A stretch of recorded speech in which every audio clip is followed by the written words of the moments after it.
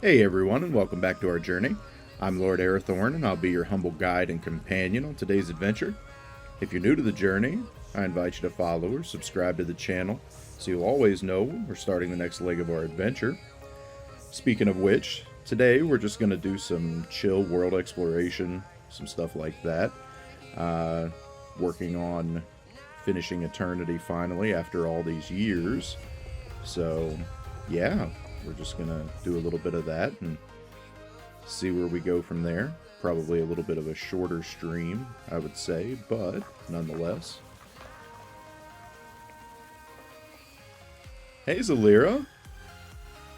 Good to see you.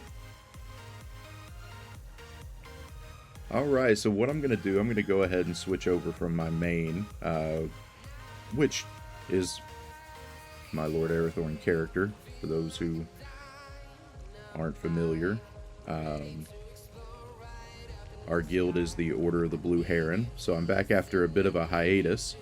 You know, just been taking some time to help my wife out with getting her business off the ground and things like that, doing some design and some product stuff. But anyway, alright, so let's go ahead and switch over. I'm going to do this on my Guardian, which is normally my Dungeon and Fractal tune, but we're going to go ahead and get him going because he's got plenty of world to explore, let's just say that.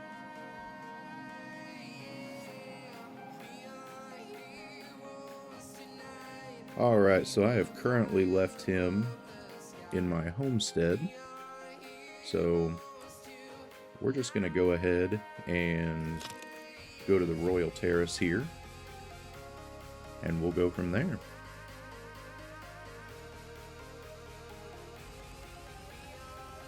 So while we load in, how's everybody doing today?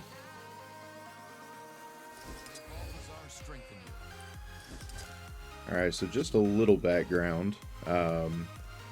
This character, normally I don't 100% go in for, you know, for the flashiest of looks and things like that. I keep my characters pretty thematic as far as it goes.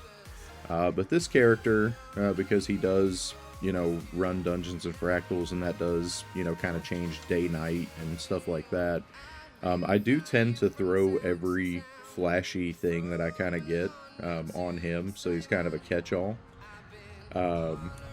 So you can either pity him or, you know, or applaud him either way. But okay, so I think we've got everything that we need insofar as to World Explorer.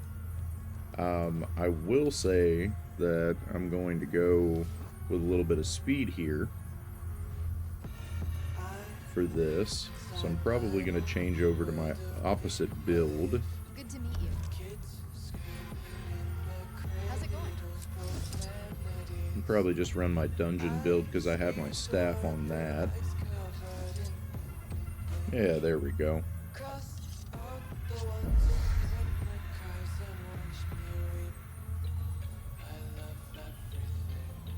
Now, I have picked a fine day to come back, because, yeah, my voice started getting a little bit of a tickle yesterday, so if it gives out or it's not, you know, up to quality today, please do forgive me. Yeah, so the coffee business is actually going really great.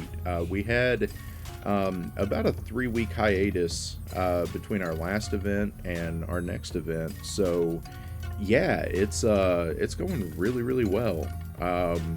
It's actually taken off a lot quicker than what we sort of expected, which is a good problem to have, of course.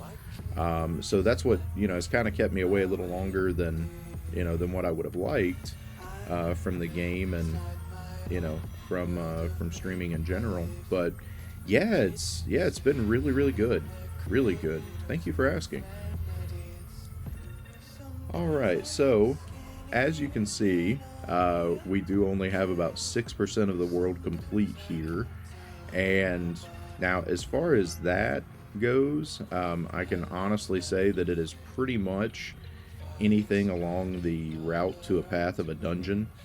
Pretty much used a teleport to friend for those things, so that, we could kind of, get there, get in, get out, all that good stuff.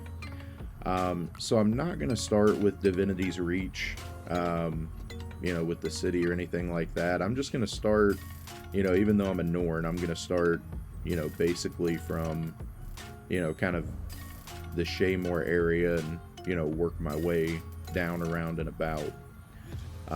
So yeah, let's just go ahead and port there, and we'll go ahead and get started.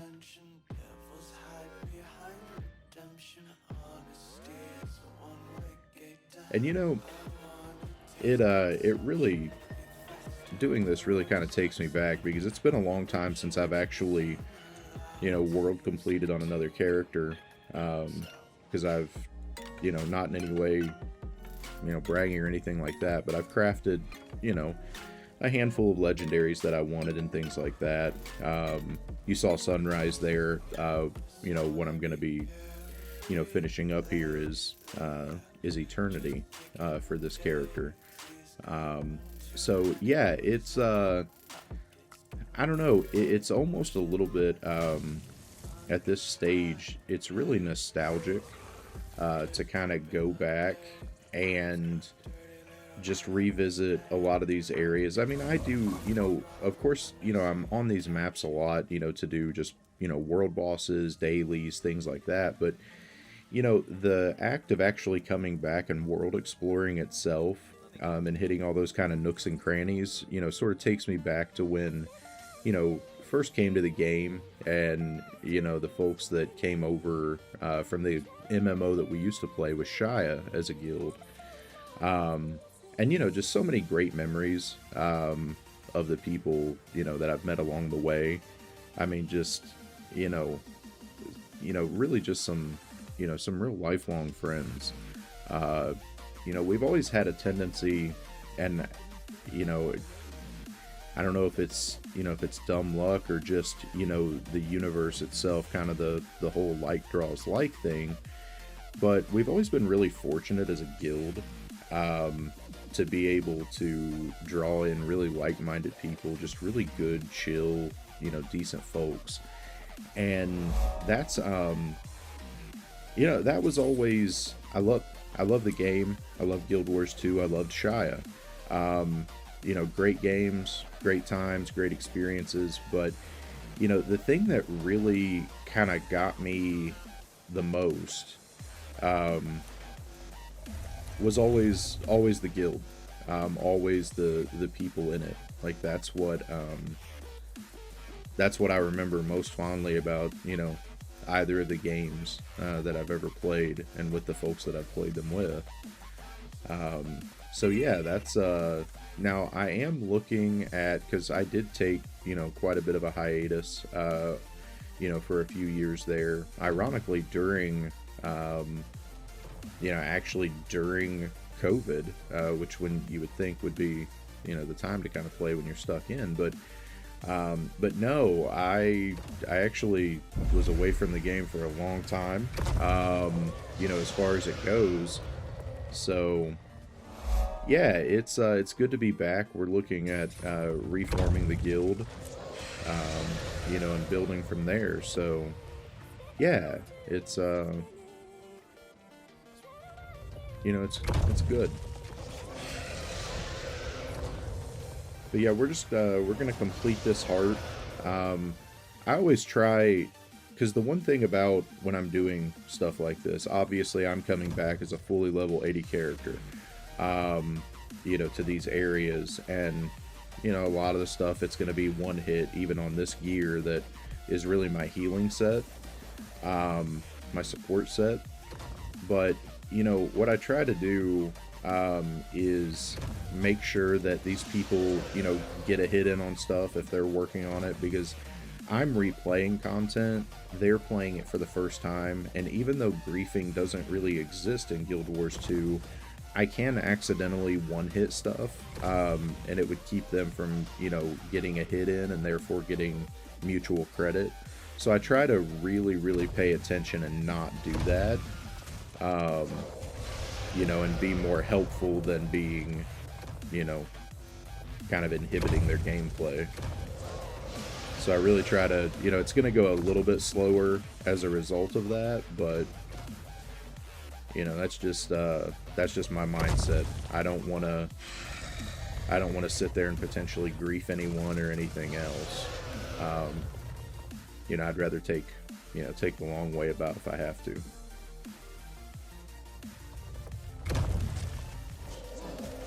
But that's, speaking of that, I feel like that's something that even today, even people who have played a long time, I feel like they kind of take for granted, is that, Shia itself was a Korean-based MMO. And for those who played those types of games, they were very, very grindy. And at the same time, they were really competitive. I mean, they were the early stages of MMOs around the 2009 era. And, you really kind of fought for territory.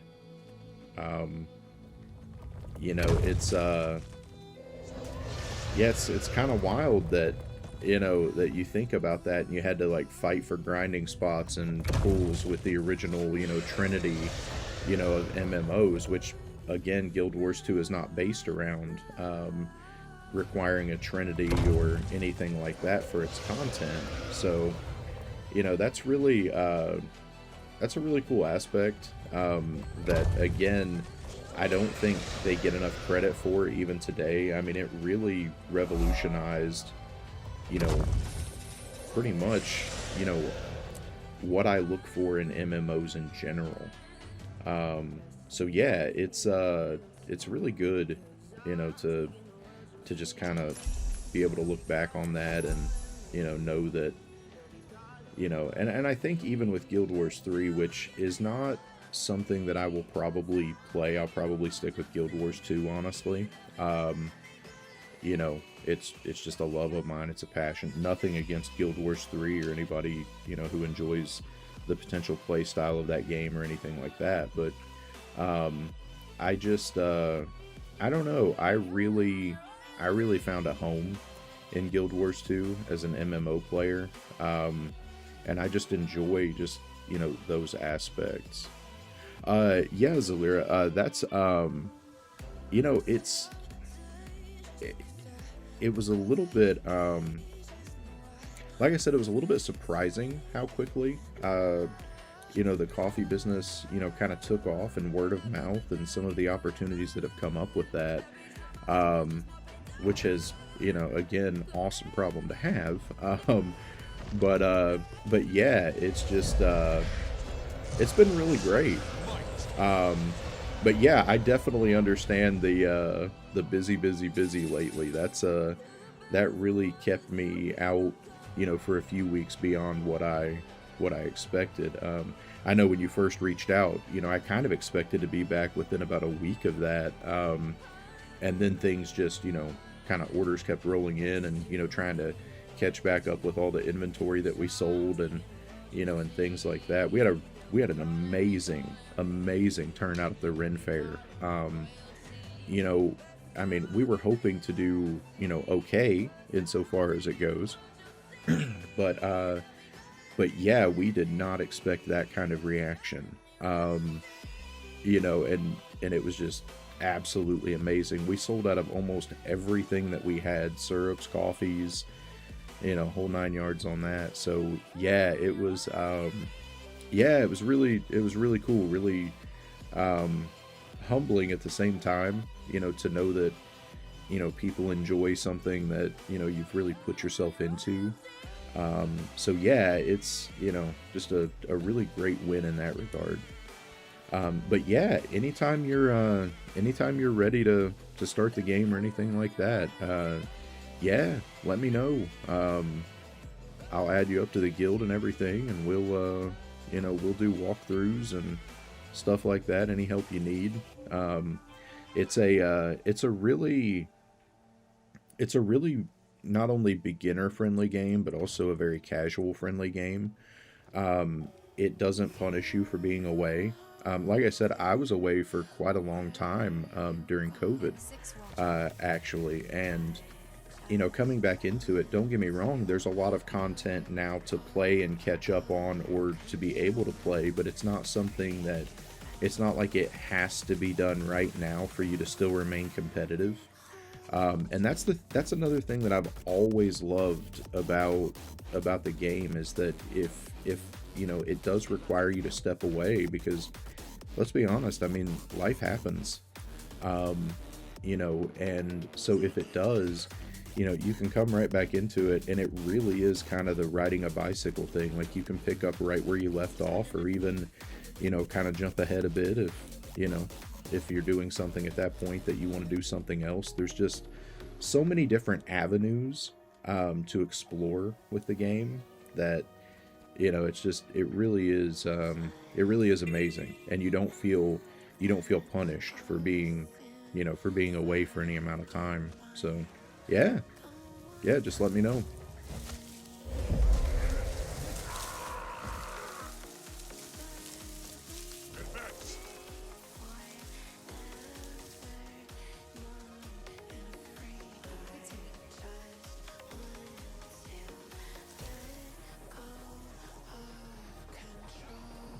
And I realized I've done more talking than I have exploring so far on my little world exploration quest here, but that's honestly not a new a new situation. I always found that to be the case, really. Most of the time that I spent playing and stuff like that, like, I mean, I'm one of the most in-game, easily distracted people just by, meeting other players, having in-game conversations, having conversations, with people from the guild, and those were just, I mean, honestly, my best times. Like, I mean, you know, I have fought and slain, the Claw of Jormag, in Frostgorge Sound. I don't even want to think about how many hundreds of times, probably, but and honestly, still enjoy it. Don't get me wrong. But when I think about the game, like, it's never really so much, the kind of what most people would be like, oh man, I had this really great run in Fractals, and it was borderline awesome. I really pulled out clutch, stuff like that. I mean, it's always the people, the conversations, the folks that I met, just out and about, just casual stuff. Those are the things that stick with me, and I guess that's why, I always continue to let myself be distracted when I run into, those sorts of things, is because, that's what's the most meaningful to me. And yeah, honestly, that was something that, you mentioned, being turned off of other MMOs, for kind of that punishment of, of the away time and stuff. And, that's something that, I did play, as an in-between, between, Shia and Guild Wars 2. I did play Star Wars The Old Republic a little bit, and it was fine, but a lot of it, after the novelty of swinging your double-bladed lightsaber wears off a little bit, it sort of, I don't know, it just kind of,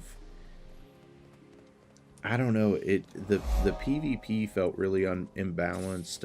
It felt like a really kind of a grind and a slog, to sort of catch up with that.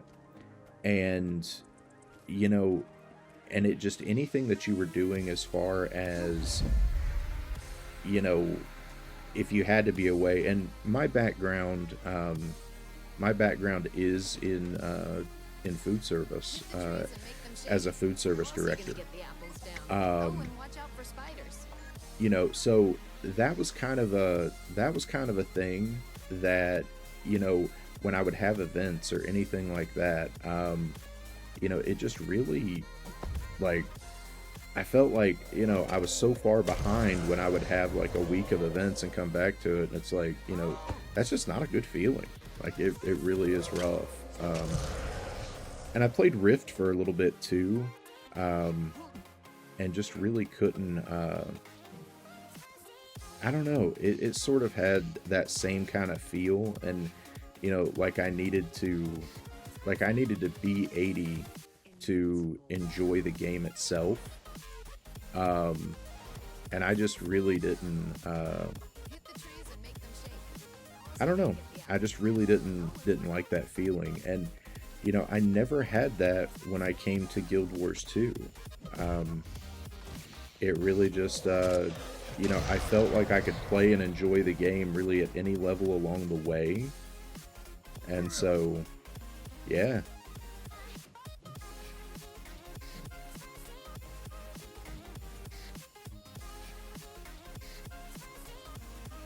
Yeah, and the game itself, like once you hit 80, I know that can, you know, can sometimes, I didn't see you there. you know, I know that can sometimes feel like, you know, once you hit 80, it sort of stagnates and stuff like that. But, you know, I've also never found that with Guild Wars 2 because there's just a lot of vertical progression. You know, and that's mainly what, you know, what you end up finding with Guild Wars 2 is that, you know, the end of the game is, you know, your your gear that you're building per character and stuff like that. You know, there's not a constant gear grind and requirement, which is really nice because I remember, you know, even in Shia, and like I said, that was, you know, that was a really beloved game for me. But man, the expense of the gear and the constant grind, every single game update, you know, stuff like that, it just, I mean, like we're talking, it could be in the thousands of dollars. You know, I think at the end someone did a, one of the other, I served as a game sage for that game, which is, you know, kind of a community, you know, community assistant and stuff like that, you know, in game. And, you know, someone did a calculation, one of the other GSs is, you know, how we abbreviated that. But they did the calculation on what a full in-game set to be, you know, to use an old game term, I guess, to be uber, you know, kind of elite in the game in PvP. And it was around like $14,000 at that time. We're talking like 2010, 2011. So yeah, it got really wild. I'm not a, that's why I'm not really a huge proponent of the free-to-play model anymore. You know, so it's, yeah. Yeah, I'm glad to not have that in this game. There's no, you know, any money that you actually ever decide to spend in-game besides on, like, an expansion. You know, it really is just simply cosmetic. Like, and, you know, honestly, or, you know, I mean, there are some convenience features and stuff as well. Like unlimited harvesting things and whatever, but none of it in any way required at all whatsoever. So yeah, I really like that.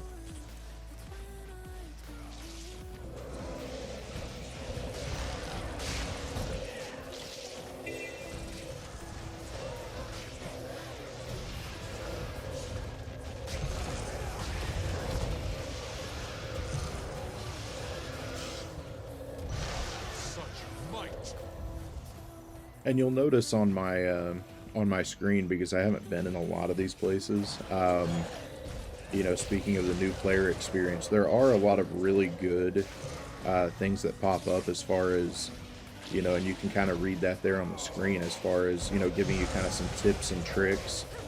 And the beginning zones really do sort of, you know, sort of help you line that out. Like for dodging, right? You can either double tap, which a lot of people for some reason don't really like the double tap for dodging. I don't know why, because I don't know, maybe it's where I play a dodgy class like Thief and Mesmer, but I really don't like using my V key for that, which is an option, of course, that you can bind it to. But I like the double tap. I don't find that it really messes me up on jumping puzzles or anything. But yeah, so you can see this is like a little, you know, this is a little test for, you know, for learning to dodge roll. Because if I just try to walk through this, you'll see that it spikes up and knocks me back, right? So to learn to dodge roll, you know, you want to stand back just a step and then double tap like my forward key to get to the chest, and you just dodge roll through your danger. And that's really handy, not just for mobs in, you know, in the actual game world, like in the player versus environment or PvE, but it's also really, really handy insofar as just, you know, especially in like competitive modes like world versus world or PvP itself, you know, for rolling through some like AoEs that people are trying to throw down and kill you with, and, you know, things like that. So yeah, dodge rolling, it doesn't seem like maybe that's, you know, the most important thing to learn in the beginning, but yeah, it definitely is. Like they definitely hit a home run by putting that there. All right, so I just finished that heart, and for anyone who, you know, I mean, I'll just go ahead and give some, you know, some tips and tricks here too while I'm going along. Whenever you do complete, now this is in the base game. The expansions work a little bit different because they're repeatable hearts in the expansions that you can do for experience and things like that. But the ones that you complete in the core game itself of Guild Wars 2, once you complete the heart quest, the vendor becomes open, and you can buy certain things from those vendors and sell, of course. But yeah, these are different little things that they can help you in the beginning, especially when you don't have your crafting skills leveled and things. So like this sharpening stone here, you can use that at a low level, and you'll gain power equal to 1% of your precision and 10% experience from kills. Now, I mean, you won't have a lot of karma in the beginning. You can see it does definitely add up here. I mean, you know, I use quite a bit of karma, honestly, and I've still got over 3 million. But yeah, little things like that can really help. And then you've got, now those are the enhancements. Now these are the nourishments, and you can run one of each, right? So this one, like I said, it'll give you power equal to 1% of your precision and plus 10% experience from kills. And then this little cake will give you 4% magic find and another 10% experience from kills. So, I mean, you know, you're looking at an additional like 20% there for a really, you know, small amount. Now, they only last for 15 minutes, and crafted food, of course, is the better option because they do get better and last longer. But yeah, I mean, the heart vendors are definitely worth checking out in the beginning. Now, another thing that you'll notice when you're on these starter maps, or, you know, other maps as well, is that you'll see this little other heart here that's glowing kind of on my screen. And this will kind of help you with map completion. You know, especially if you're a person who doesn't really want to look anything up on a second screen or anything. It's really handy because it'll kind of guide you in the direction of that. So you can see it's even, you know, glowing here as well. So it kind of gives me potentially my next place, you know, that I can go, especially if I don't know the maps as well. It's really nice to have that nice quality of life addition to the new player experience. So we may as well head on down and visit that. And then you can always tell what you need to do up here in the corner. So it's help Cassie around the Moa Ranch. And you want to search bushes for lost Moas, kill bandits, and recover feed from bandit haunt caverns. So we can go over here and we can search these bushes. Now I will say, from an efficiency standpoint, you know, one of my favorite efficiency ways is just kind of smash mouth, to go in and, you know, and kind of kill all the things. So you can go in usually, especially with like upper level hearts and stuff, you know, you're just going in and, you know, you can collect this feed and stuff like that, but, you know, at the same time you can just, you know, kill all the bandits and things of that nature, and you'll see your bar just keep ticking up. But if you don't want to kill all the things, you can certainly just go around and pick up these sacks of stolen feed, and that'll progress that bar as well. Now, the thing I would say about some of the later hearts in the later maps, sometimes there are better ways to complete hearts than others that will give you more progression. So sometimes, you know, doing it the way you usually do it will actually be counterproductive and slower.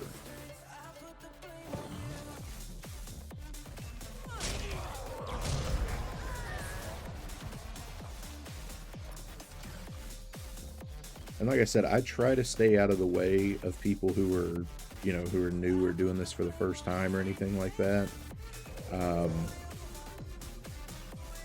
You know, just because I don't want to impede their experience.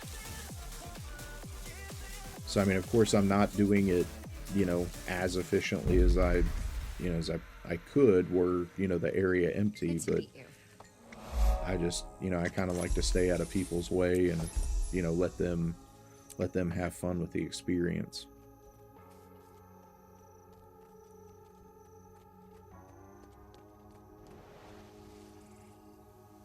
Alright, so we went ahead and explored that. So since we're in this corner, I'm just going to go ahead and move up. Now, I am going to, you know, I have access to, you know, mounts and things like that. So I am going to go ahead and utilize that now. I've kind of been running around just to sort of preview, you know, what it looks like on the front end of things. You know, when you're new and, you know, maybe don't have access to, you know, like this is the sky scale. Now, it's a flying mount, but, you know, it doesn't have like permanent flight. You'll see that bar right here. I can only go so high, and then after that I can go no higher.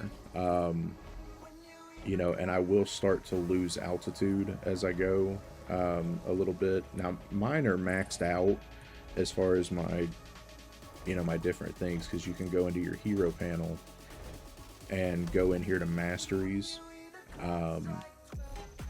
If you go down here to sky scale mount, you can see you can, you know, put points in these masteries from doing things on the map or different achievements or things like that. And like I said, I've got my mounts are pretty well, you know, maxed out. I think I still have some on my war claw that I haven't done, but I mean, you know, aside from that, you know, I think they're pretty good.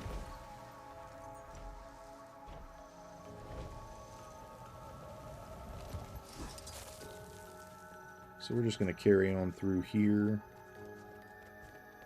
And you'll notice too on these maps, you'll notice this little icon here of the little, you know, kind of explorer with his foot up on the rock. That'll tell you when you're really close to crossing the threshold into an unexplored map sector, which is really handy. I shall explore all of it. After a while, don't get me wrong, I mean, you know, you probably won't pay as much attention to things like that, because you'll just, you know, kind of get the hang of it. But, you know, it's one of those that when you're starting out, it's stuff to just pay attention to, because some of it will escape your notice. Sometimes there's almost too many, you know, tips that it'll give you and whatever else, and it can be a little bit overwhelming as far as it goes. But yeah, I mean, you can, I'd rather have too much than not enough, to be honest. So, yeah. Alright, so these are your hero points, though. But yeah, it's, yeah, no problem at all. And good luck on the interview, by the way. Absolutely, yeah. Knock it out of the park. And the one piece of advice I would give you, if you're still listening on that, always remember that an interview is just a conversation between two people. The only difference between is if I met you at Walmart and, you know, and met you professionally, is that at Walmart, we're trying to get to know each other, you know, on a personal basis. Whereas in an interview, you're just trying to get to know each other on a professional basis to see if you're a good fit and, you know, to see if we're a good fit for you and things like that. That's the only difference. That's what I always told people, you know, who I was interviewing, to kind of, you know, give them a sense of comfort. So yeah, it's just a conversation between two people. Don't overthink it. Just be yourself.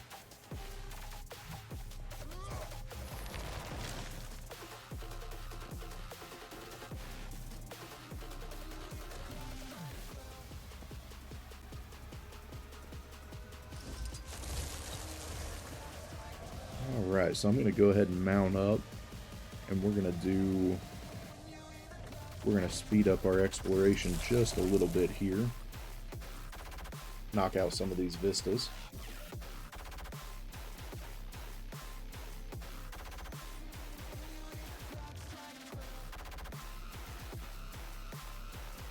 So a little backstory, I actually started out playing as a human, on Arathorn, and so I remember, you know, doing these maps and, you know, things like that. And then, you know, my wife, her name in game is Lady Catherine. She started out actually as a Sylvari, and I remember I really liked the human maps. You know, thought they were really nice looking, really well done. You know, and really just liked the look, especially the, I don't know, I kind of grew up in a big farming community when I was younger, so that was really kind of cool to see that, you know, reflected in game and things like that in some of the areas. But yeah, then I went to do map exploration with, you know, with my wife, and of course, you know, I ported to the Grove, and holy crap, that absolutely, just the overall aesthetic of the Grove and, you know, Caledon Forest itself just blew my mind. I mean, it was just beautiful.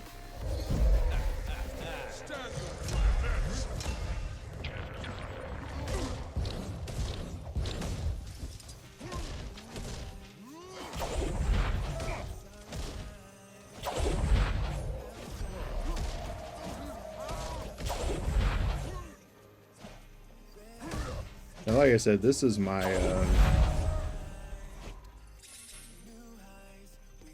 I'm going to go ahead actually and just switch back to my DPS set to do this.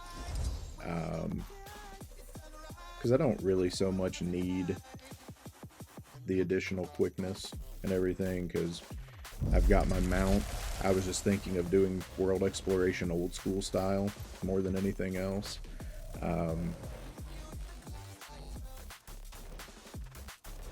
You know, how kind of boomer of me, I suppose.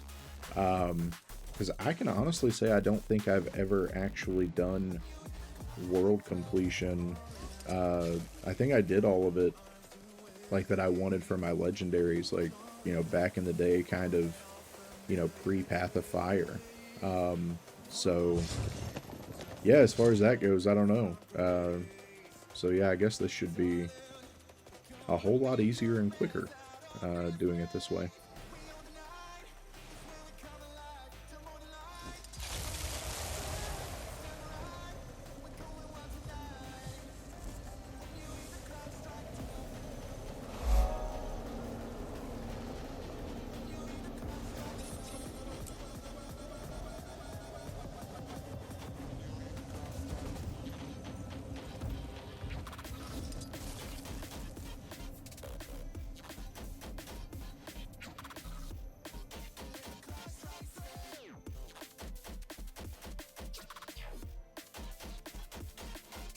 And me personally, I've always, you know, I know some people just, you know, immediately just go to the close button on the vistas and everything else, but I personally just, I mean, I've always really loved them.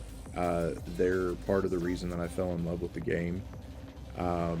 So me, I just tend to watch them, unless it's something for a daily that I've done, you know, kind of a dozen times or so or whatever else. You know. So yeah, I generally tend not to rush through that.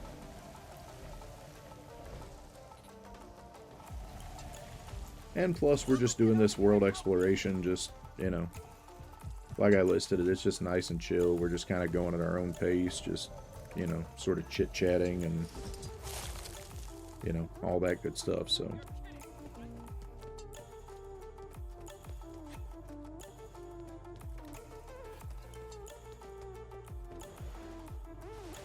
And when I was in here, I should have went ahead and got the vista, but I did not, so we'll go back and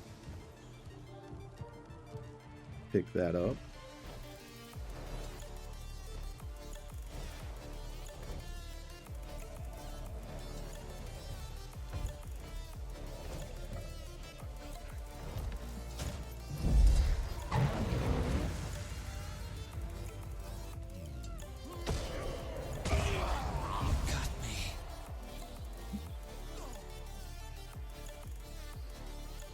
And yeah, I usually run DPS on my Guardian, just because, I mean, it is just so much simpler. Like, once you get used to playing, you know, once you get used to playing your class, now on Era, you know, I don't run, you know, Zerker's gear because, you know, he is made to have sustain, and things like that, because I do use him for world versus world commanding. I do use him for, you know, other things, you know, of that nature. But yeah, I generally roll DPS build on my Guardian, but I will switch to support heal, like if I need it in like a fractal or, you know, or anything like that, if we're pugging dungeons and, you know, some people need, you know, a little bit of assistance and things like that. Alright, so I'm going to go back up here, and we'll go ahead and continue northeast.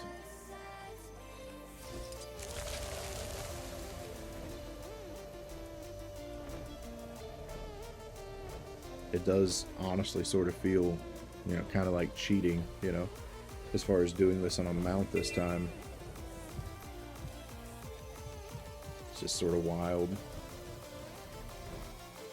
It's also sort of wild just remembering what it was like before we had mounts in the game.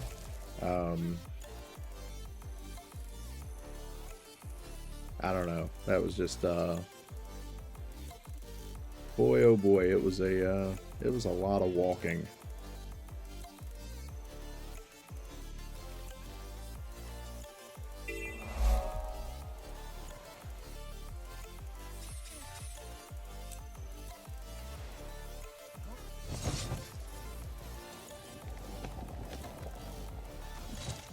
Alright, and welcome to anyone who's joined us here in the last few minutes. Like I labeled it, we're just doing a chill exploration stream. You know, not really in any kind of hurry, just, you know, just kind of getting into the swing of things and getting our routine going. You know, just working out some of the low-level maps.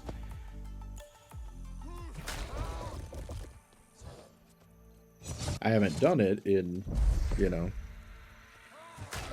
in what seems like forever, but yeah, that's the you know, that's the joy of kind of seeing, you know, some things that maybe you haven't seen in a long time, because also visually, I mean, I just, you know, it just reminds you all over again, you know, kind of why you fell in love with the game. And I know, you know, there are some people that, you know, they talk about, oh, it's dated graphics, oh, it's not, you know, I mean, and I, you know, and I guess if you're, you know, if you're just a graphics whore, I mean, I guess, okay, fair enough, whatever, but, I mean, I don't know, I still think the visual style of the game is beautiful. Yeah, I like the blend that they found back in the day, so I don't like the, I can honestly say from the preview of things, I'm not really the biggest fan of the stylistic choice for Guild Wars 2. It looks a little Fortnite ish to me in a way. And again, I'm not gonna crap on it because we don't know, we haven't played it, anything like that. But just speaking strictly stylistically, you know, it just is not something that I don't know. It's just not really up my alley as far as, you know, as far as the looks of the game. So yeah. Yeah, for me, doing this world completion push is really, like I said, kind of a, you know, kind of a nostalgia binge. Because I remember right up here, and this was, there are little things in the game that, because I started playing about 6 months after launch, and there are little things that really just kind of caught me, and really just kind of, you know, nailed home that, okay, this is definitely the kind of game that I like and enjoy. You know, you've got the Gravekeeper here that, and not to spoil anything for new players or anything like that, but, you know, the Gravekeeper does his rounds, and then there's an event that you can do where you summon the ghost of, you know, of a lady who's buried here and all that good stuff. And it's just, it's little stuff like that that is not, you can, I mean, it's not a requirement for any kind of exploration. You can play almost forever, especially if you play, you know, a different race, you know, and never see it at all. So, you know, it's just those nice little additions that, I don't know, that's what really, those are the little things that really got me. Running across mini dungeons that don't, they don't really, like, there's not some, you know, loot reward. It's not an instance or anything like that, you know, or anything of that nature, but they're just there, just, you know, because, I mean, the devs found joy in putting them there. So, I don't know. I mean, to me, I love stuff like that, and I love that, you know, that they cared enough to put that kind of stuff in the game. And yeah, I definitely sound, you know, I definitely sound kind of fanboyish when I talk about the game, because, I mean, quite frankly, I am a huge fan of the game, always have been.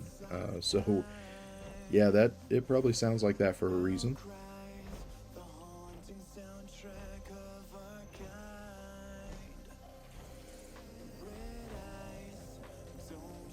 All right.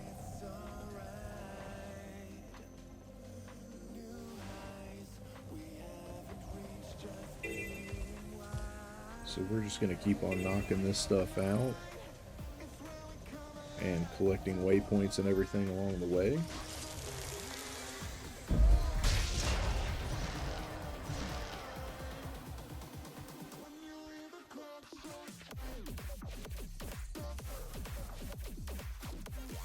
So one of my old friends from the MMO that we played with previously, his name was Woody, and we always, his huge thing that he, you know, he made sure to do, you know, for a period of time every single day, was the world boss train that, you know, that ever, kind of the champ train in Queensdale, that everyone used to do. And man, I genuinely cannot remotely even calculate the hours that I've spent just in Queensdale, just riding that champ train, just place to place to place to place, you know, all across the map.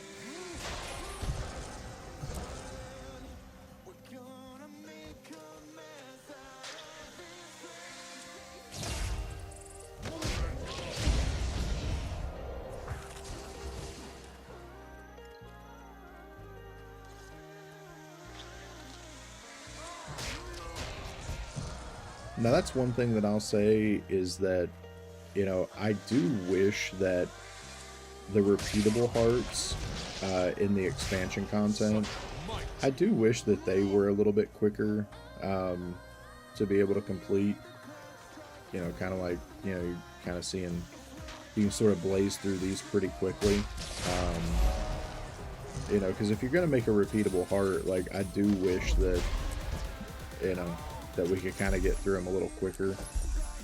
I hope that's something that maybe they revisit potentially when they were talking about doing some of the, quality of life, player experience stuff, over the next bit.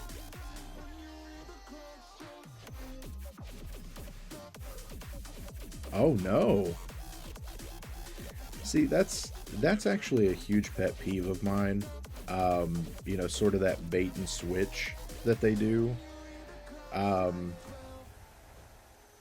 Because, I mean, and don't get me wrong, I did insurance sales for a bit after I left, you know, being a food service director and left, kind of food service behind. And, don't get me wrong, the company that I worked for was a good company as far as it goes, but, insurance sales just sort of struck me the wrong way because from a legal standpoint and as laid out, by the Securities and Exchange Commission, which will, fine you and imprison you if you don't do the things they say, you're never supposed to sell someone any more insurance than what they absolutely need for their assets. But the majority of sales positions with insurance companies, they want you to upsell people into everything, which is completely contrary legally to what you're supposed to be doing. Like, it's not real estate, it's not whatever else. Like, I get it if you're trying to sell somebody more house than they need or more, more car than they need, but you really shouldn't be, like, legally selling people more insurance than they need because, yeah, you can actually lose your license. So, I don't know. I wasn't really long for that world. I did enjoy the, kind of the nuance of it. It was interesting from just, the nuances of just understanding insurance itself. But yeah, that was never going to be, insurance sales was never going to be something that was going to be long term for me. Because it just, I don't know, like what they wanted just sort of felt scummy. And I mean, I'll grant you that, that it's not all, but, at the same time, I feel like it's enough of the companies that want you to do that. And yeah, but that's really, like I said, that's one of my pet peeves when people kind of bait and switch on a position like that. It's like, just be honest. I mean, don't lie and, try to get people through the door.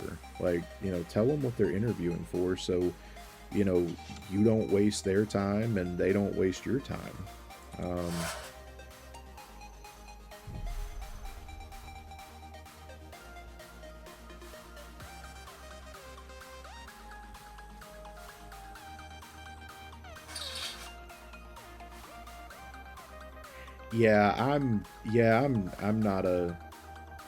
I'm not a commission person. Like, and don't get me wrong, I like people and I enjoy meeting people. I enjoy talking to people. And but I just and I don't even mind, I don't even mind selling a good product or upselling or anything. I mean, like I said, my background was as a food service director, and part of that is, is serving and recommending things and stuff like that. Like, but that they were actually getting something that they wanted and or needed or wanted to try. Whereas like with insurance, it, like I said, it just felt like you were just trying to get them to spend more money than what they needed to, and convince them to do so. And that just didn't, and like I said, it was just more insurance than what they needed, because at a certain point, you know, it doesn't actually make sense to have more insurance than what you need, like on a vehicle, for instance. But, you know, a lot of brokers just don't care. They will, they'll sell you whatever. They'll try to get you to bundle whatever. And, you know, it's just, I don't know. I mean, honestly, it's just scummy. But yeah, I don't like the whole commission-based, setup. That just, I don't know. Especially when something is almost strictly commission-based. Like, you know, I get if, you know, if you're working kind of for, you know, for a bonus and, you know, things like that. But no, just straight commission is pretty rough. That's pretty brutal.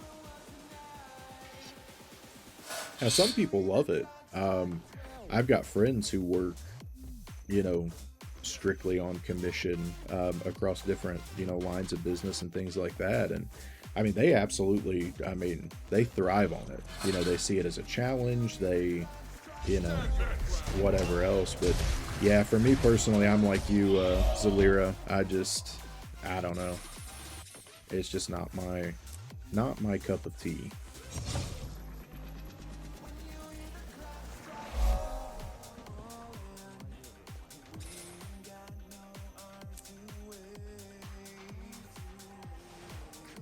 Alright, so next we're going to move on up toward Beetleton.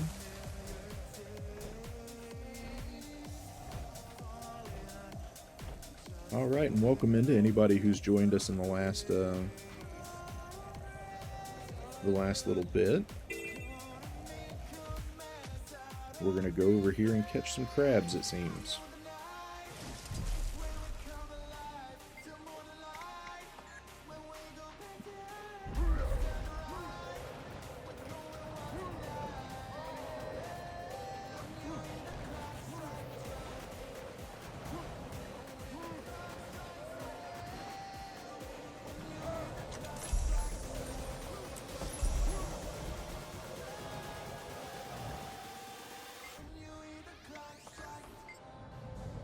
There we go.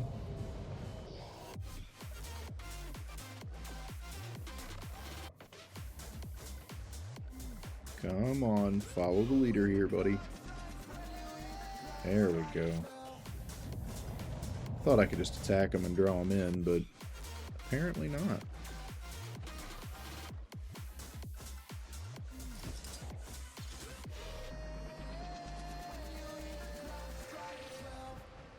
But admittedly, this does teach you to swim, as far as in the beginning, you know. Like, it'll teach you kind of the ups from downs and things like that.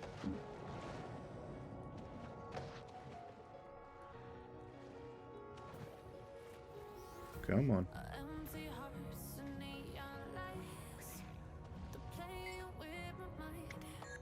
There we go. Now, a lot of people don't tend to enjoy swimming in game. Me, I always did. I always really liked the PvP map, and I can't remember right off what it's called.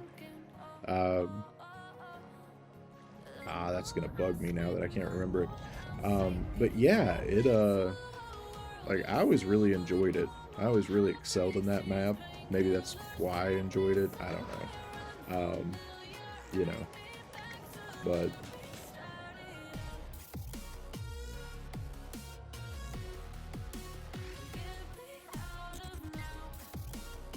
yeah, absolutely. I'll be streaming a lot more regularly now that we've got things kind of, you know, kind of lined out. I don't have a 100% set schedule right at this moment. I'll kind of be developing that as it goes, because I will still be helping her at her events, on some of the weekends and things like that. But yeah, it's a lot of what I was working on was like the different mug designs and things like that, and getting the rest of them finalized, and things of that nature. So yeah, I've got all that actually behind me now. So yeah, I'll be able to focus definitely more on being able to play and stream a lot more. Um, so yeah, it'll be nice to be back to both of those things. Because yeah, at this point, it's really just there's not really so much. Basically, all the research and development side of it is done. So now it's just really execution, which I know, I know sounds, almost kind of a blasé attitude, but I mean the execution once you got it, you know, kind of, kind of figured out in the distribution and things like that. It really it really does kind of become, routine because it's a matter of just, inventory, knowing what you have, knowing what you need, and, just kind of getting it produced. So, yeah, definitely be streaming more. Time of day and stuff like that, I'm still not really sure about. As far as that goes, that might be a little bit, whether it's evening or, kind of more morning, afternoon, or both, maybe on some days. But yeah, it's definitely be back to doing this a lot more.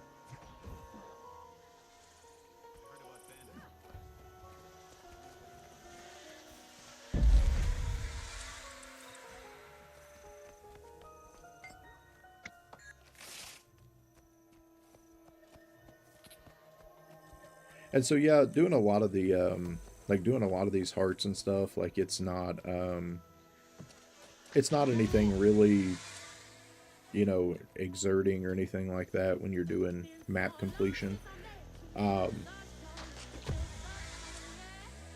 but like I was talking about, the reason for doing the map completion again.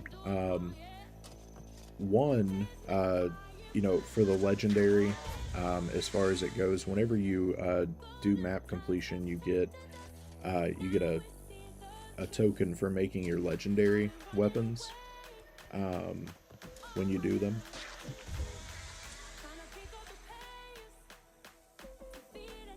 So that's why I'm kind of going back and and doing it on a character that I've not completed it on, to finish. Because this legendary here, this legendary is Sunrise,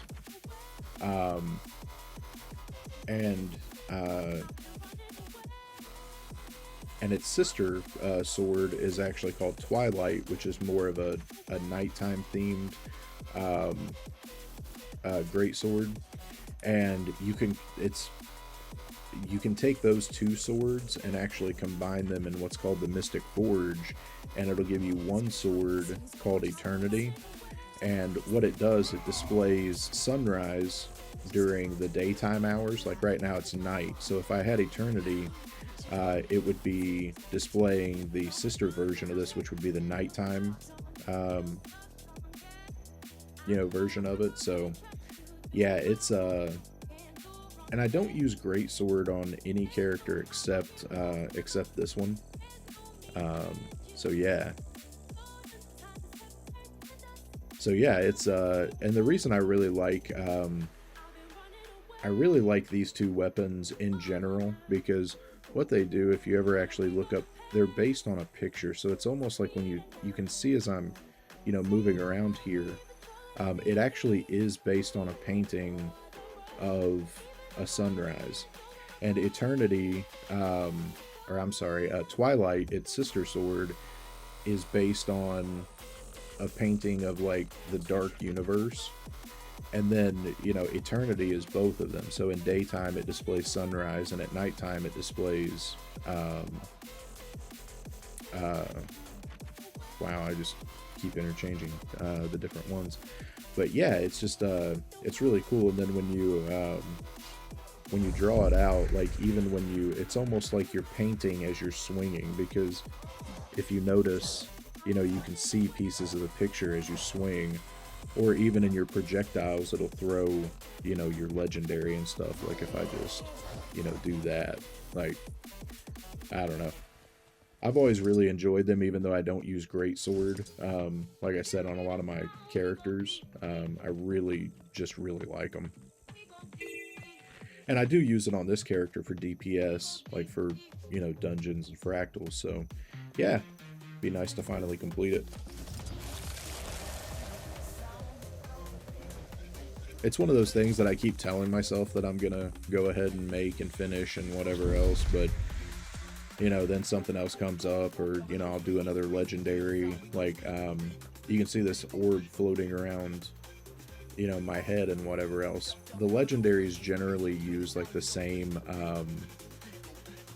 kind of, you know, sort of currencies and stuff and ingredients to make, as far as it goes. So that is actually a legendary ring, which is called Conflux.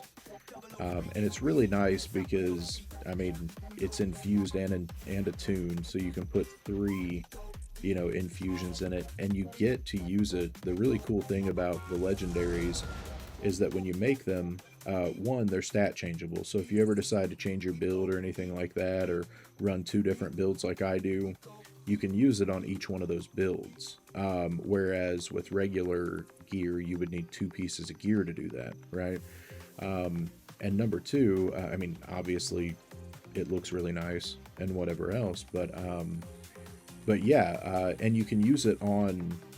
You also get it for all of the characters on your account. So I can use this on, you know, my actual Arathorn character. I can use it on, you know, Brayman, my Guardian, my Mesmer, my Thief. All my characters get access to that legendary. So yeah, it's really nice to make. So, and it's really convenient too, because everybody wears rings, everybody wears necklaces.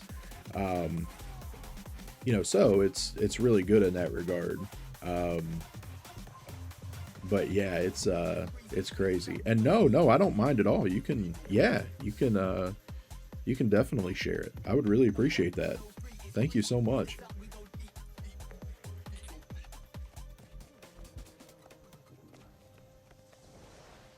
We'll probably be going for a little while more here.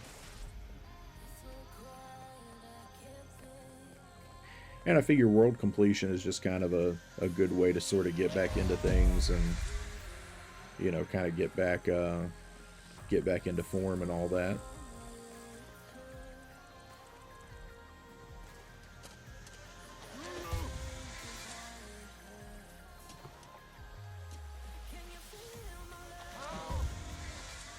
Step right up, carnival goers.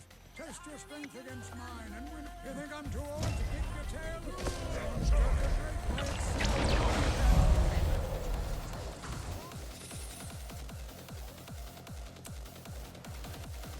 Alright, let's stomp a few more wasp nests.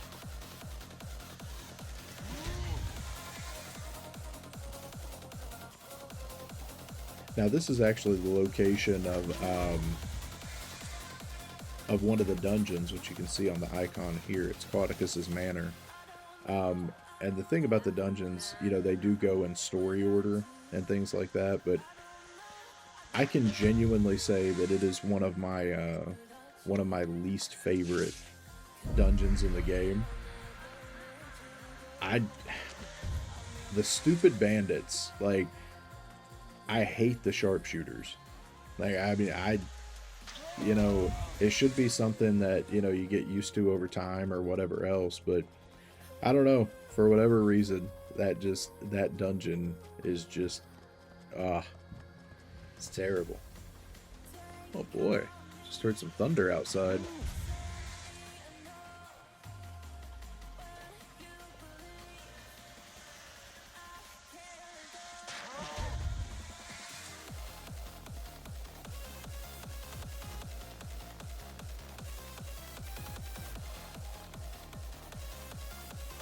And yeah, and some of these heart quests, they do get, you know, they do get a little bit redundant, admittedly. You know, they're kind of like, the old fetch quests, you know, from other MMOs or anything like that, you know. Kill 10 thief monkeys, bring me 15 fox hearts, you know, whatever else. But yeah, it's they're usually pretty quick to complete, so it's all good.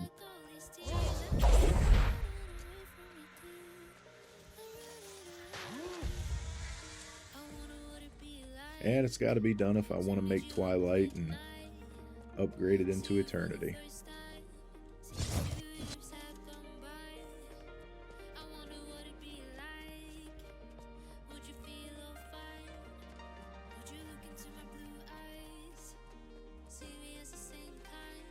Are you a hero?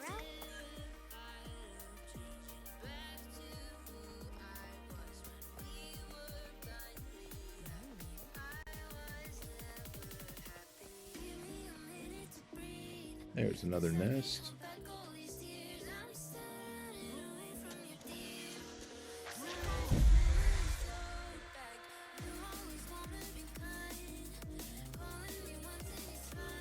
But yeah, it's also nice just to, you know, just to kind of take a break from, you know, just doing other, you know, other kind of more, you know, intensive content or anything like that. Just kind of slow it down a little bit and whatever.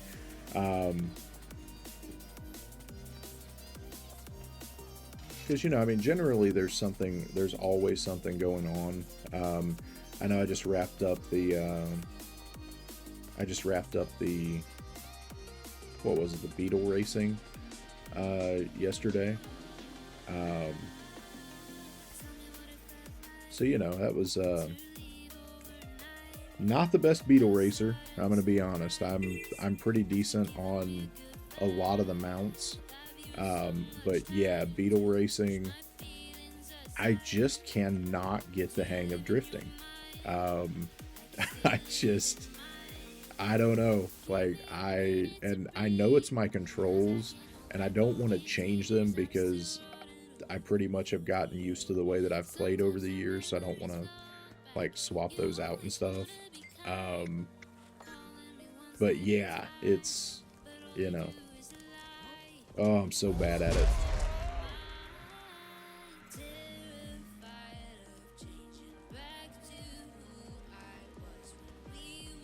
Yeah, that's something it was supposed to, it looked like it was supposed to rain out the 4th of July festivities here, and then yeah, we got almost nothing, which was pretty wild because it was looking pretty grim there for a bit. I mean, of course, you know, like, I didn't actually go out into the mess, but, you know, but yeah.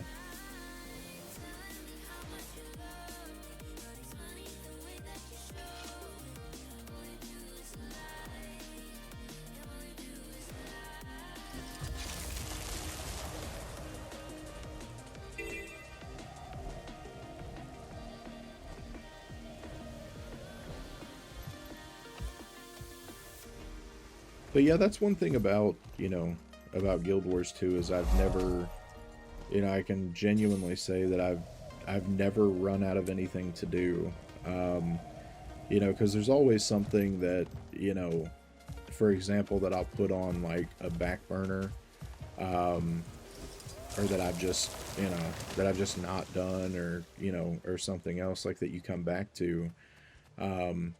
Like for instance, you know, I've got my homesteading completely leveled, but I haven't actually, you know, I haven't actually decorated my homestead.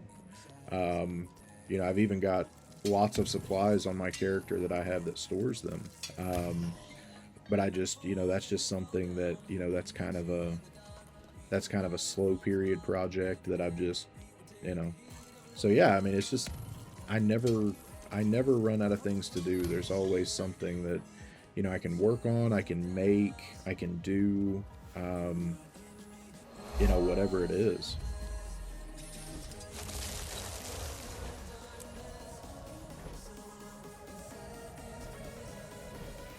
Yeah, I didn't actually set off any fireworks myself, but man, like, where I live at, you don't even like with the neighbors, you don't even have to go to see the fireworks, the main displays that are going on. All you have to do is just look out the window or step outside the front door, and boy, oh boy.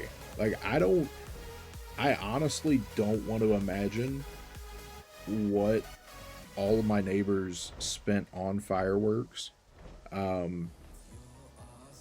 Like, as far as money wise, but holy crap. It was not a small amount. I know that. So that was like a, yeah, that was still going when I was, like, I think we went to bed at, like, I don't know, maybe it was like 1:30 in the morning or something. Because we were actually watching Star Wars, and whatever else. We were rewatching the Kenobi series and whatever, and yeah, like, it was still going strong even when I was laying there reading my book before going to sleep. Like, it was, yeah, they really go hard.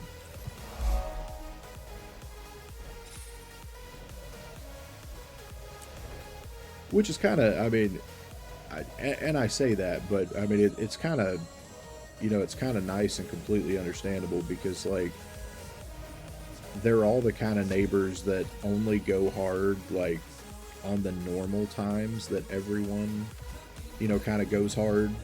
Like, any other time, you wouldn't even realize that you have neighbors. So that's really cool. Like, that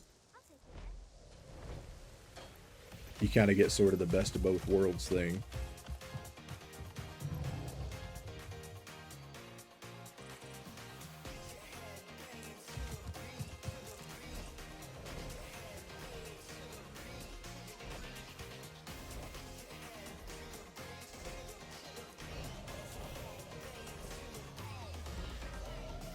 Yeah, because some places I've lived,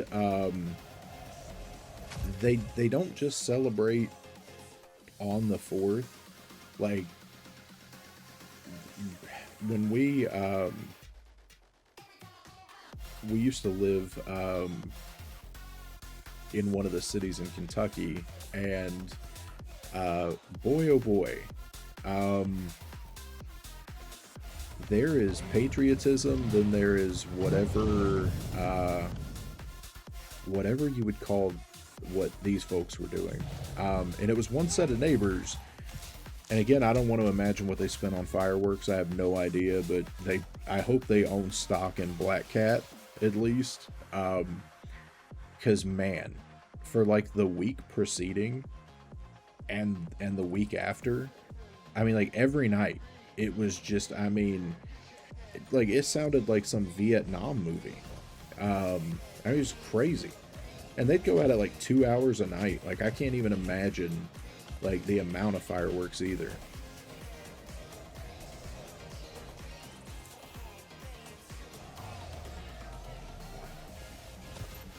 Absolutely insane, though.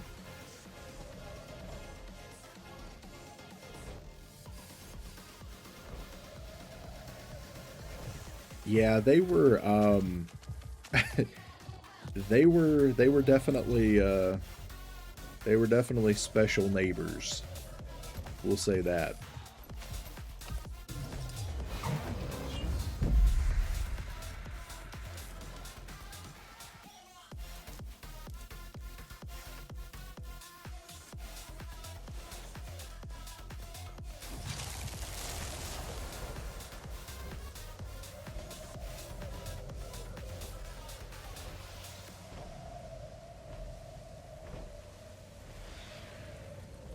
Trying to find some centaurs to kill here.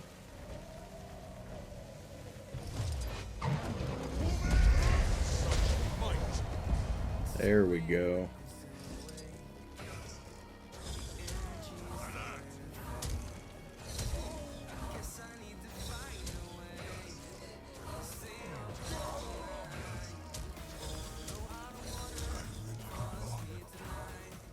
And yeah, this is pretty much like when no one else is around playing or anything, like anyone, kind of low level or anything like that.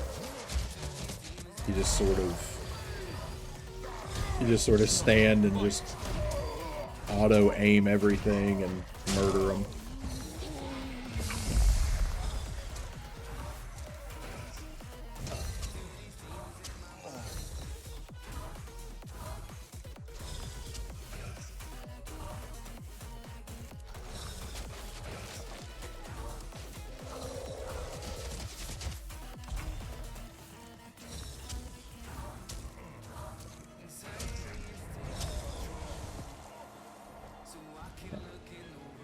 Hey, welcome. Welcome, Noah. And thank you so much. Yeah, it's a great day. It's my first day back streaming in a while. I've been away helping my wife's business and stuff get started. So yeah, thank you so much. What about you? How's your day?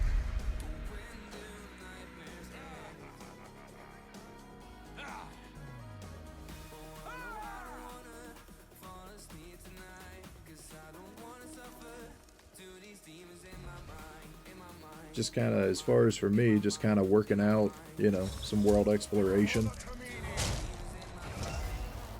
Decided to finally finish crafting, to go ahead and make Eternity, so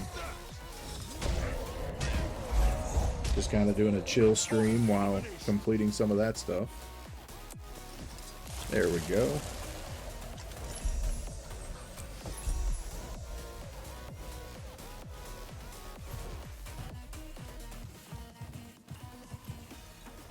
Yeah, it's going good. It's yeah, it's good to be back. I did a test stream, and a couple, just to kind of get in the hang of things, a few months ago. But then, some things with, my wife's business, like we went into kind of the research and development side of that, which ended up being a little more intensive, as far as that goes. So, had to take some time away. Right, even though was just starting out, kind of had to pull back and take some time away to sort of, help on that end of things with, some product stuff. And, she does artisan coffee syrups and roasted coffee and things. So, yeah, it's good to be back. So kind of getting, back used to things for the second time around. So yeah, it's definitely nice. It's good to be back to Guild Wars 2. It's one of those things that, I've always, I just always have found a great amount of comfort and enjoyment in Guild Wars 2 itself. So, Hey, yeah, absolutely. And welcome. Just call me Arch. Yeah, fire away.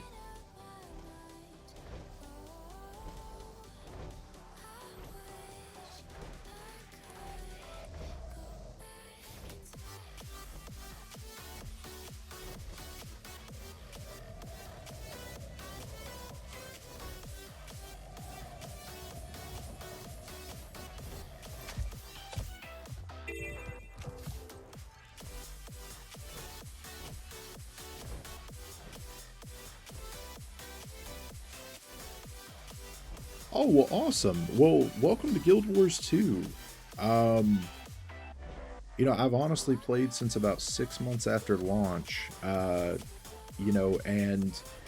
had a time gap in between there, kind of during, the COVID period and stuff. And so, yeah, I typically main Warrior. On a lot of the content, just in general. That was my first character and stuff. Warrior is really well-rounded, in my opinion. But now also, the character I'm on right now, that's actually my Guardian. And I use my Guardian for fractals and dungeons and things like that. Now, Mesmer, I will say, Ranger is also really good. Mesmer can kind of be, they can kind of be a little bit difficult starting out on, if you're not used to it. They do have, they're not really as straightforward as Guardian and Warrior, per se. And yeah, absolutely. Noah, go ahead. You can ask anything, man. Yeah, so I would maybe lean toward potentially Guardian, because it's a really good class just to sort of get your feet wet. It has some really good survivability, and you can really kind of get the feel for the game in the early stages. Now, me personally, like let me land here real quick, because I do actually. There are four main classes that I play for sort of different things. So let me go to my login screen here real quick. And so, like I said, this is my Guardian. I use him for dungeons, fractals, things like that. He's really high DPS at this point, but that's that's something that that's good in those environments once you get used to the class and the game and things like that. This is Arathorn. This is my warrior, and I use him for world versus world, kind of zerging and commanding and things like that. Kind of the player versus player aspect of world versus world, where there's typically large groups. Now, this is my Mesmer, and I use her, and I also use my Thief as well, for either solo or duo roaming, like small group content, because they're, she's kind of condition based and, sort of a quick, fast play style. My Thief is more power based and a quick, fast play style. So yeah, it's just one of those things that, play something that kind of plays to what you enjoy maybe in other games. Like even in Skyrim, like, in PvE content on my warrior, I run sword, warhorn, and longbow, right? Which is kind of what I, kind of similar to how I play Skyrim, as far as that sort of, type build and stuff. But yeah, I maybe would go Guardian. Again, Ranger is really good too to learn on, because it's kind of survivable and, has some good range and stuff too.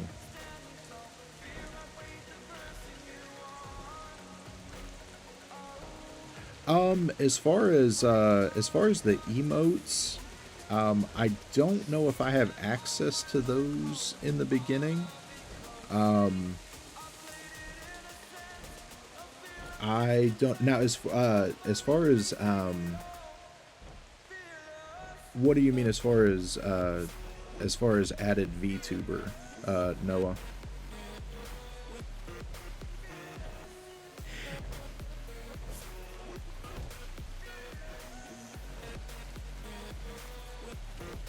Oh yeah, well, actually, it's funny you say that, Arch. So on this character, now I said that I run DPS mainly, but I actually, because I run dungeons and fractals, sometimes you never really know, what the group, like, especially if you're doing it with random people, like what they might need or anything like that. So I actually run two different builds on this character.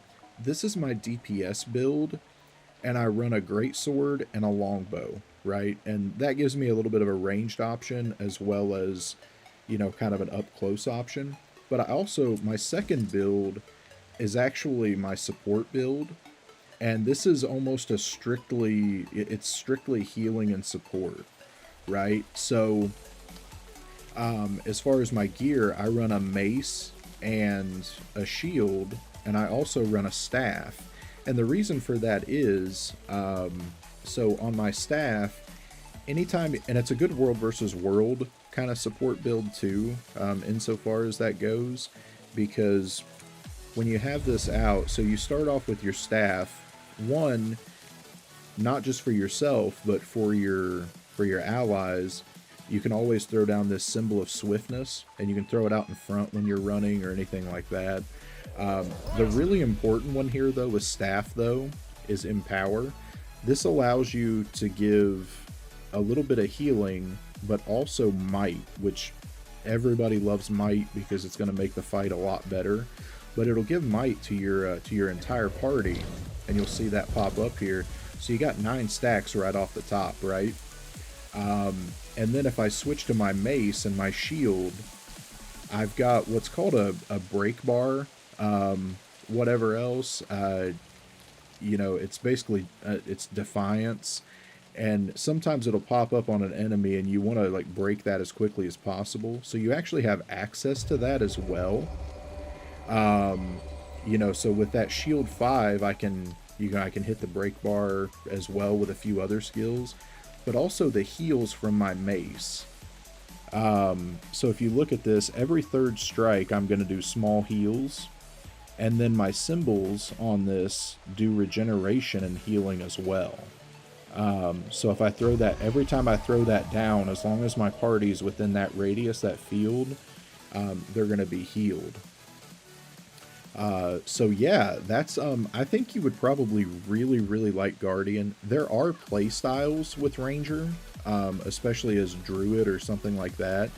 Now those, I will say that those tend to be a little more complicated play style. You know, not as a knock on myself or anything like that, but I mean, the play style for, the rotation on Guardian for support heal, it's a little easier as far as that goes. So yeah, that's something I would definitely look at.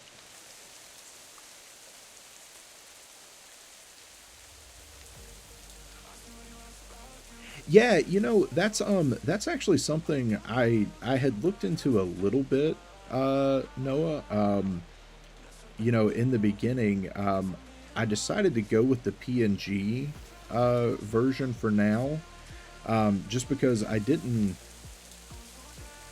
you know, I've met a few people on Twitter that that were a little more familiar with doing it. As far as doing it myself, I can't really. That's just a little out of my wheelhouse. But yeah, absolutely. If you wanted to show me some of that, yeah, that'd be awesome, because that's something I'm definitely interested in potentially transitioning to. That would be cool.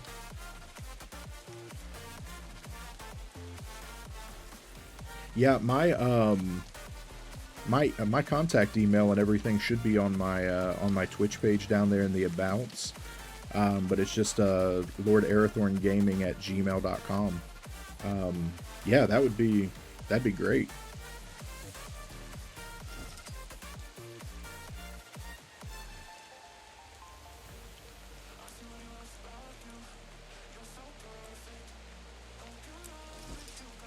Alright, so I'm going to swap back over to my DPS set here. And Arch, I hope that answered some of your questions insofar as that. And don't hesitate, if you've got any questions at all or anything like that, or you know, anything that I talked about or anything, you know, don't hesitate to ask. That's one of the things that I really enjoy about the game, and I really enjoy about, you know, about being a guild leader over the years, is, and it's just a reflection of real life as well, is it's always just nice being able to help people or pass along, you know, any knowledge that you might have, or that, you know, and then in turn, you know, I mean, you know, the things that you get to learn from other people as well. I mean, that's awesome.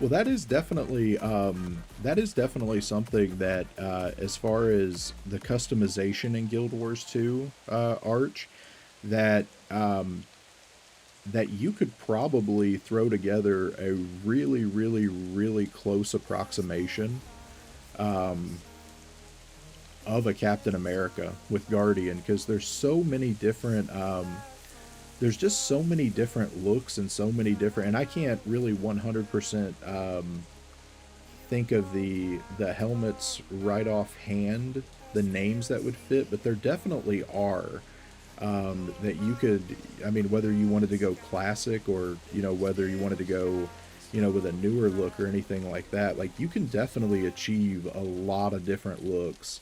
I've seen some people do just some of the coolest stuff, as like tribute characters and all that. And it's really awesome too, because let me port really fast, back to Divinity's Reach and go to my bank so I can show you this aspect. Because especially being new to the game, it's a really nice place just to be able to go to and, you know, kind of look at the different looks and you know, things like that that you can achieve. But yeah, if you go to the bank in game, right, you can go over here to what's called wardrobe storage, and this will not only let you see what you have unlocked, but like for a guardian, we would go to heavy armor, and this won't just show you what you have unlocked. Like it'll show you. I use this when I'm looking, you know, for like my own looks or anything like that. So if you wanted to preview what something looks like, you know, you could simply go over here and just right click and go to preview, and this will allow you to preview on your character whatever you're wanting to look at, like whatever helm or anything in that regard. And you can throw together, you know, just different pieces or anything like that. You know, or you can go down and you can put together whichever combos, you know, you sort of really want to. Like if I wanted to see what, you know, like this visor, you know, this helm looked like with this outfit or anything, and then you can come right on down and, you know, throw like a different pair of shoulders, or, you know, and it'll help you kind of, it's almost like a try before you buy sort of thing, which is what I really like about it, because you can preview, like, because, you know, if you don't know if you're going to like something on your character with your, you know, coloration and stuff like that and kind of your vibe, you hate to like craft it or buy it or, you know, anything like that before you see kind of what it looks like. So like I said, even if you don't currently have it, you know, you can still preview it and see, you know, like see if it would go with your set, see if it would go, you know, just anything like that. Like you can, you know, just anything you want to preview. And then you can do the same thing with weapons, you know, any kind of in-game outfits or anything like that. So yeah, that wardrobe storage is a really, really nice place for that. It really is.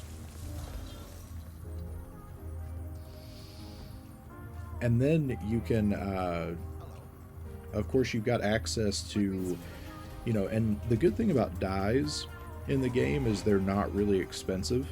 And that's really cool because they've come down in price a lot over the years. So you can actually go into your wardrobe itself under the fashion tab, and you can go over here and, like, I could preview and see if I wanted to change up my colors.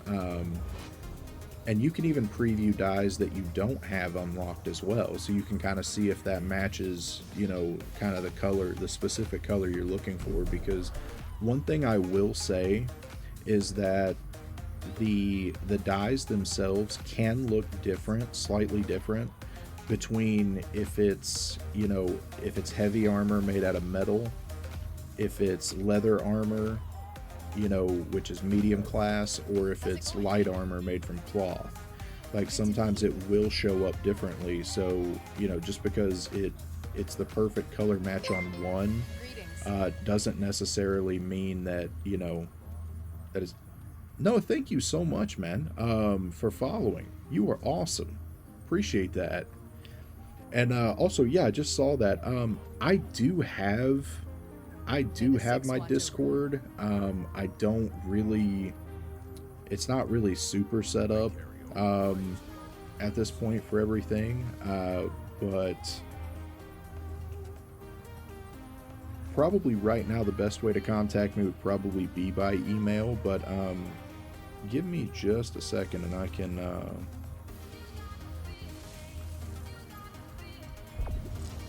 grab that for you. just one quick moment. Good to meet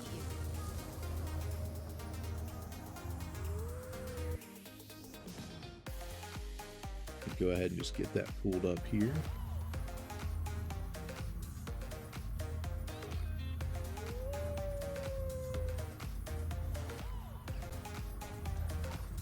Alright, I'm going to go ahead and port back over here while I'm loading Discord up there. I'm going to port back to Queensdale.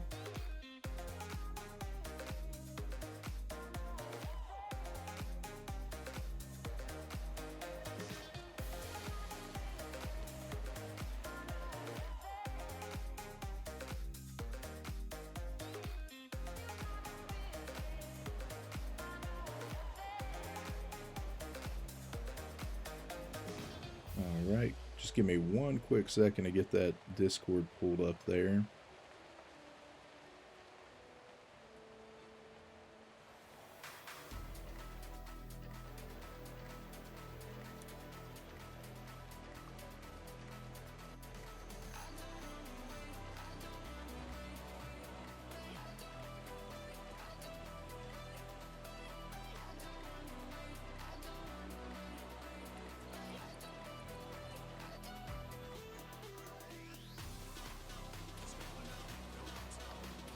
Oh yeah, awesome.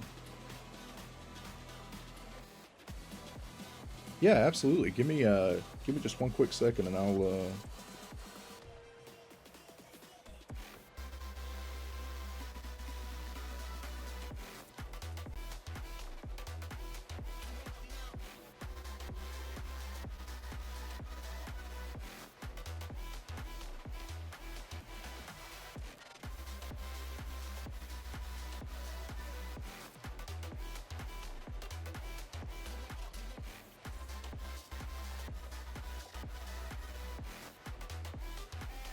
All right, man, I got you followed back. And thanks so much for the follow there as well.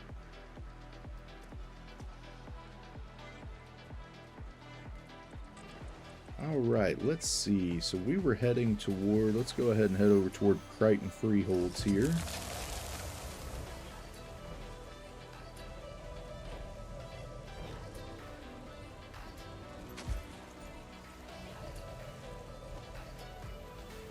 Yeah, that's something that you know, I've always been pretty decently tech savvy as far as it goes, but man, when it comes to like I looked at the VTuber rigging and things like that, and that I can honestly say that just felt a little bit beyond me personally. So I knew I would probably, you know, have to go ahead and, you know, and definitely get some help on that. So yeah, absolutely. Arch, thank you so much for the follow. You are awesome, man.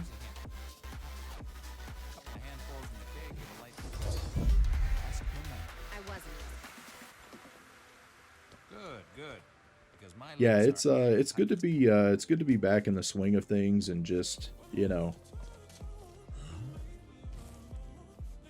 and just kind of being able to get back and, you know, sort of enjoy things and, you know, have kind of a chill stream and, you know, just get back to, I don't know, it's good to be back, you know, here in Guild Wars 2. It's, I've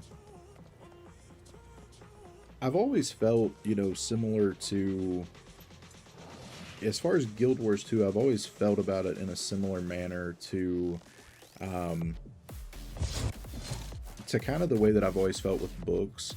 I've always been a, you know, I've always been as far as kind of a voracious reader, you know, especially fantasy. You know, love Jordan, love Tolkien. Philip Quantrell is one of my favorite newer authors. You know, and it's a form of escapism. It's always been kind of, you know, kind of like a mini vacation and visiting old friends and, you know, things like that, because the characters, I mean, they truly do, you know, they've always come to life for me. And that's how I feel about Guild Wars 2. You know, even with, you know, aside from the guild or anything like that, because of course, you know, those are genuinely, you know, real folks that you're interacting with, and they become, you know, like I said, I mean, earlier, they, you know, they become lifelong friends, you know, that I've known for years. I mean, my goodness, I've, you know, celebrated some of their children's graduations and I think they want our land and crops. big moments in life and things like that. You know, so it's always nice to get to, you know, jump back in after any period of being away. So yeah, it feels good just to kind of get back into that. And yeah, absolutely, Arch. Anytime if you need anything, and if you you know, I never like to I never like to seem like I'm like advertising my own guild here, or anything like that, because it just feels, I don't know, like you just never want anybody to feel like somehow pressured, like, oh my god, do I have to join? You know, I don't know. I'm kind of weird like that in some things, so that's not what I'm trying to do here. But if you, I know you said you're new to the game, and you're looking, you know, looking at getting into it. If you need a guild at all, we don't have any you know, like, you know, some guilds require you to represent like all the time or whatever else. We don't have that. We've got a fully upgraded guild hall, the whole 9 yards. You know, so if you want to join the guild, or, you know, add me in game to your friends list even, or anything like that, like, yeah, absolutely. You know, please do feel free to do so.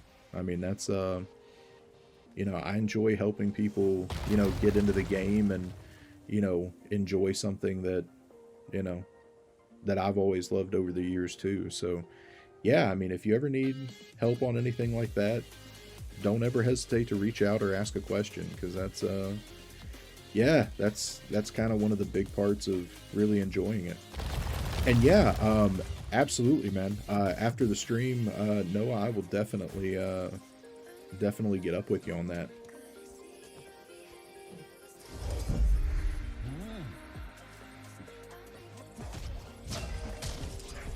Such might.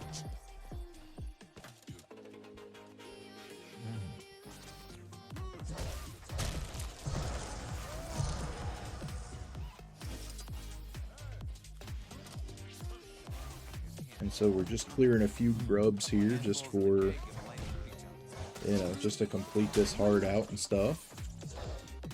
Good, good. Because my lips are airtight.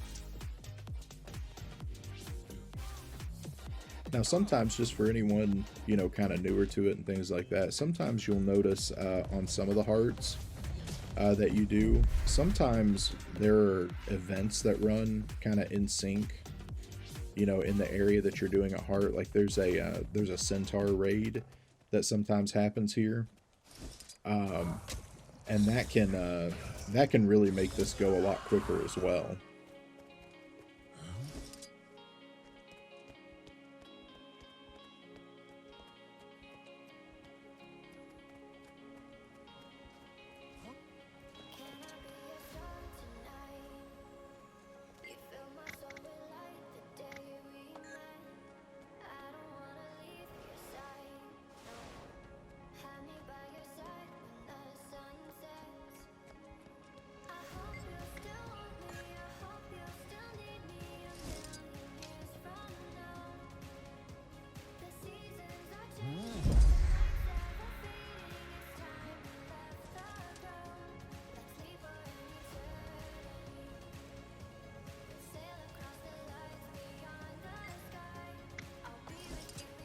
There we go.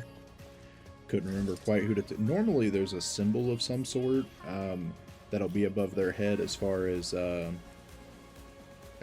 you're supposed to take, you know, something like picking up those stolen kegs and stuff like that.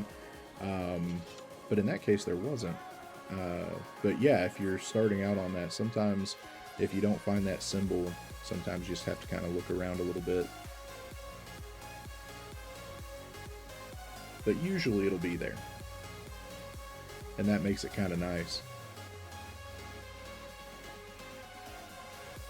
Yeah, no, thank you, Noah. That's I really appreciate you reaching out about that.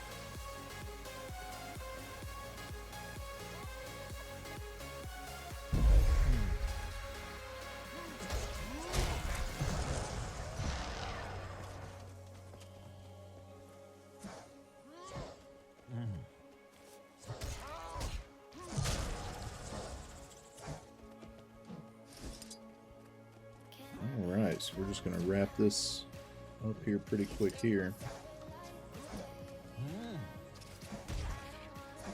Wow. Quick being relative, I suppose.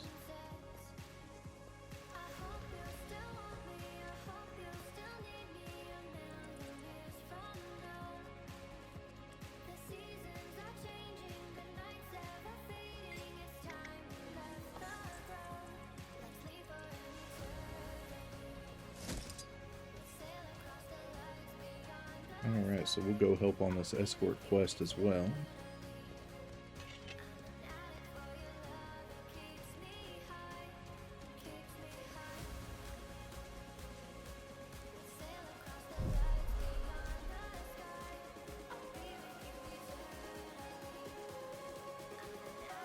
Now this is the kind of thing where I miss my warrior with his war horn, and you know, kind of being able to speed him up a bit with some AoE. Hey, what's that?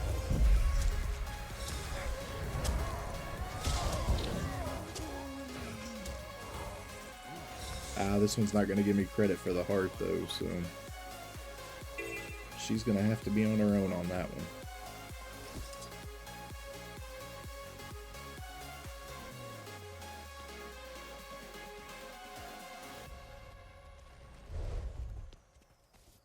Back to pulling grub tails it is.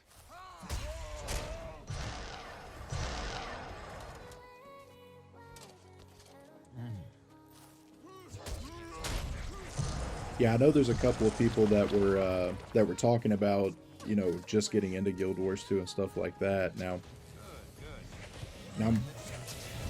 I have to preface by saying that my wife absolutely hates jumping puzzles, but for me, I've always really enjoyed doing them. They can be frustrating, especially, you know, some of the later ones that came out. The volcano jumping puzzle from Path of Fire comes to mind. I mean, it's aptly named Chalice of Tears. I'll just say that. But yeah, I've always really enjoyed them. You know, which is kind of strange because, you know, with a life spent, you know, being a food service director, you know, for the greater majority of my career and stuff, it, you know, my hands, you know, often cramp up and stuff from cutting, you know, pounds upon pounds of vegetables.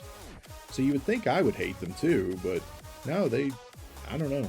Like I've always really enjoyed them. One of the guys who came over with us from the MMO that we played previously, which was Shia, way back when, he kind of made the biggest Norn, the biggest, fattest Norn possible. And so one of my really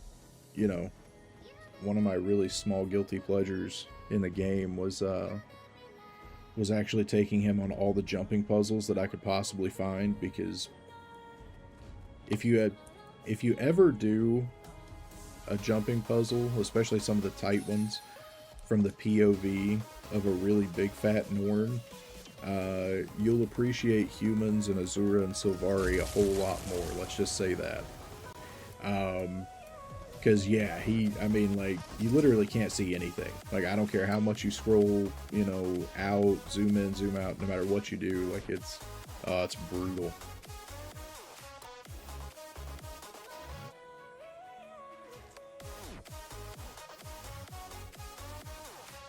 But, yeah, I used to get endless amusement just watching him, you know, beat his head against the wall trying to get across random jumps.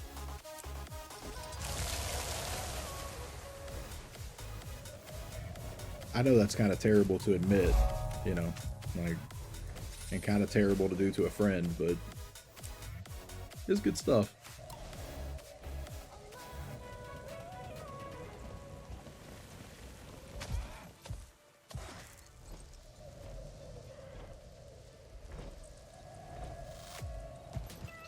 Now, I will say, for anyone looking to get into the game, a really quick way to gain XP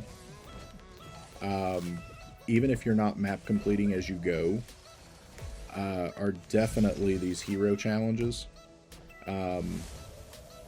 They really, really are great for just leveling and just, you know, for everything in general.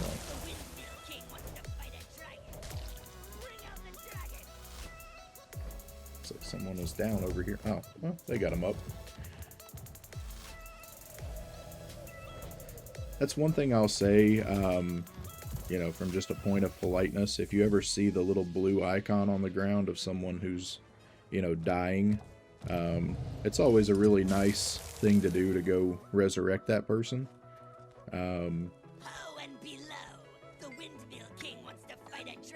Because that is one of the really cool things in the game, is that, you know, everybody can heal, everybody can resurrect. It's something that a lot of the longtime players, you know, even myself, you know, can kind of tend to take for granted. But, you know, that's not really the case in a lot of, you know, other, especially more traditional MMOs. So, you know, people kind of, that does throw, you know, some new players off a little bit, that, wait a minute, I thought you would need to be some kind of priest or something to resurrect, or to, you know, to give group heals, or, you know, anything like that. So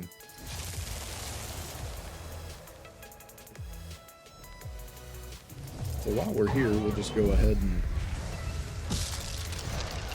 depopulate some centaurs so we can complete this heart.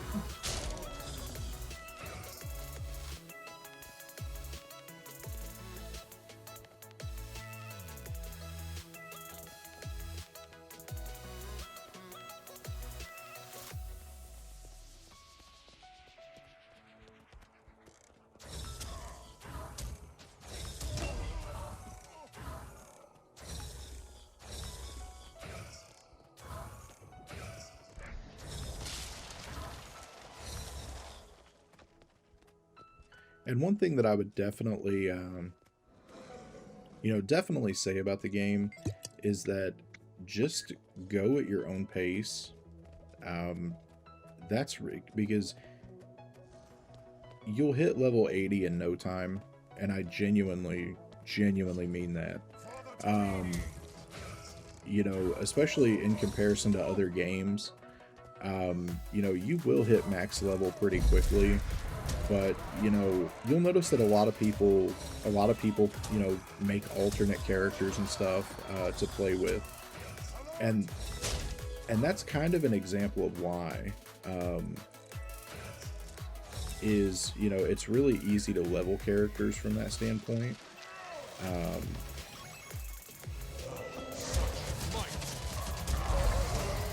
You know, and you might find that you like, you know, that you actually like having, you know, kind of other, you know, other options and play styles, and that, you know, you like one class better than the other, anything like that. But yeah, really take your time, get the feeling for the character.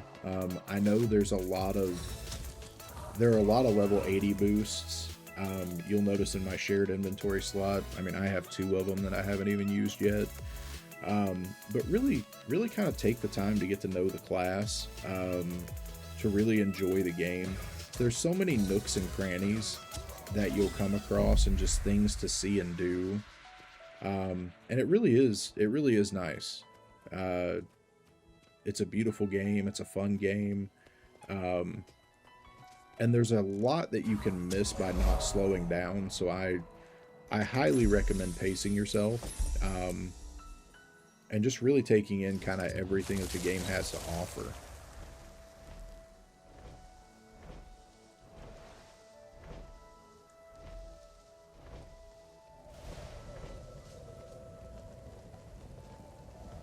And I guess we need to go explore Shaymore Garrison.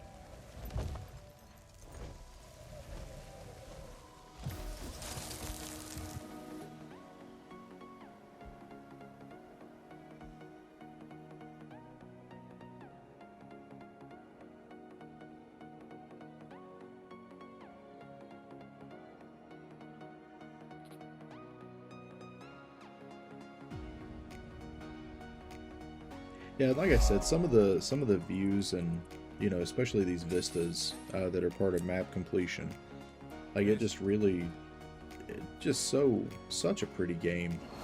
Just I mean I can't help but you know but repeat that. Those animals to reach safety. And there's also a lot of diversity, to the game itself as far as the different environments and stuff. Like, depending on which race you choose, obviously the Norn maps are a little more snowy. The Char maps, honestly, aside from Char architecture, I really love the Char maps, the Ascalonian maps, because they look like perpetual fall, which is just stunning. So but yeah, it's really nice. And the Silvari, to me personally, the Silvari have the most magical maps, as far as just the way they look, the way just their overall aesthetic and everything. I mean, it's absolutely stunning.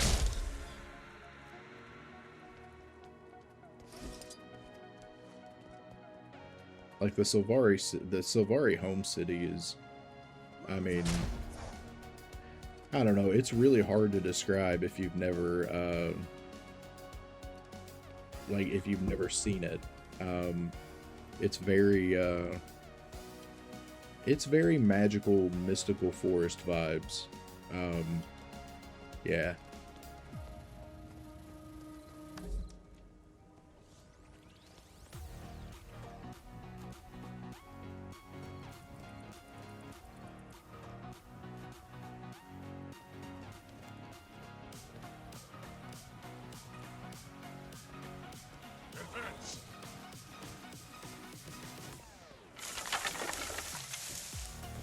Now, one thing I'll say for people, who are kind of starting out on these maps and stuff like that, there are occasionally some high-level events that you can stumble across, especially with some of the bandits. So you do have to kind of be careful of a couple of those. If you come across, an NPC, a bandit NPC named Vic, or anything like that, like, just proceed with caution, because that can actually be an interesting fight for any character, no matter how well geared, on any given day. So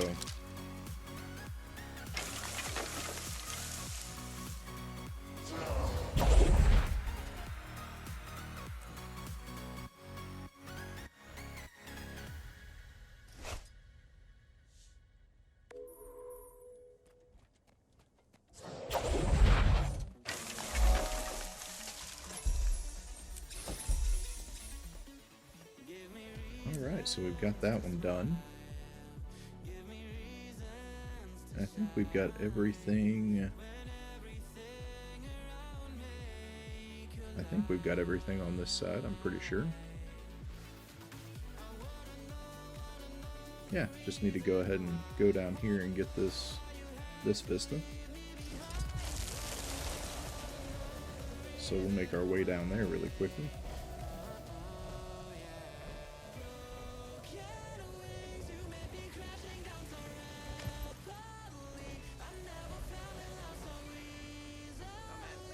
Yeah, one of those events that I was actually just talking about, as far as the bandits, the high-level bandits, actually one of them does take place right up just across this little body of water here.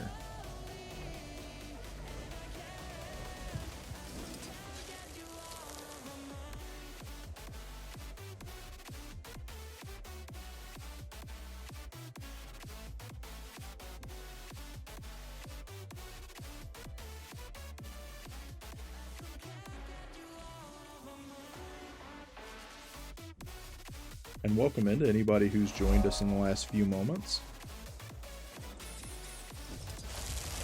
But yeah, to be specific, one of those events that if you're low level that you might want to kind of avoid it first. It happens right up in here with that bandit.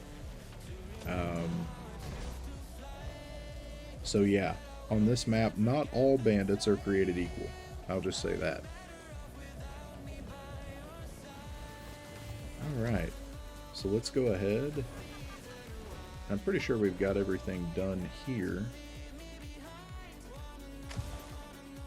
As far as Claypool itself goes. Except the heart. Alright, so we'll go ahead and do the training up here.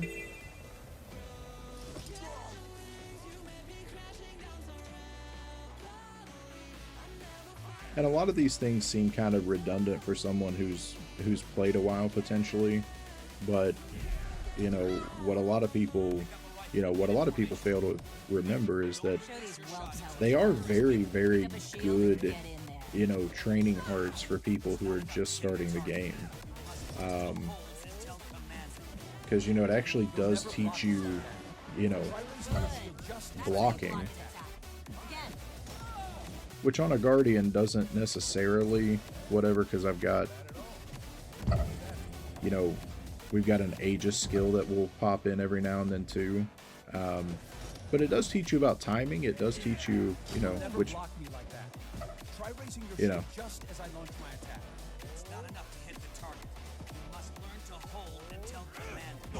Because a lot of enemy attacks are telegraphed in the game. So you know, when they're...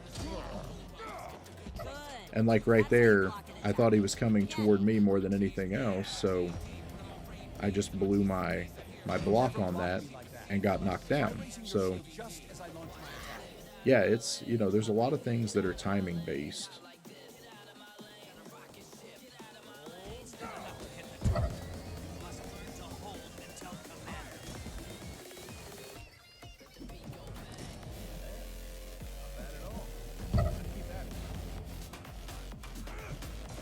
Because like we were talking about break bars earlier and stuff like that, with crowd control mechanics and, you know, how you can get those down. And a lot of those are, you know, you don't want to burn through like a lot of your skills that are used to break those. You don't want to just burn them. You want to kind of save them for, you know, for those instances. Never block me like that. Try raising your shield just as I launch my attack.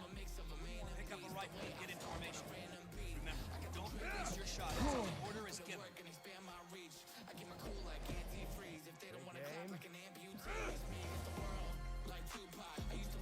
Good.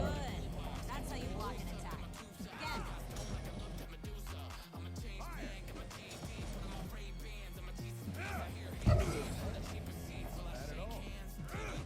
Probably one more and then this one should be done. Pick up a shield and get in there.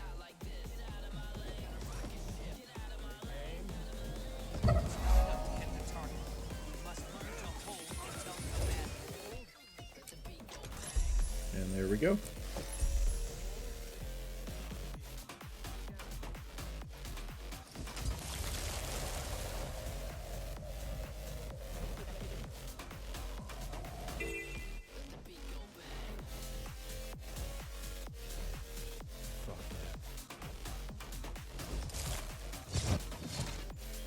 But yeah, like one thing on those skills that I was talking about, you'll notice here is, you know, you'll see like at the bottom there, it says Defiance Break. So, you know, if you hit that, it takes like 150 points off, you know, off the enemy's break bar.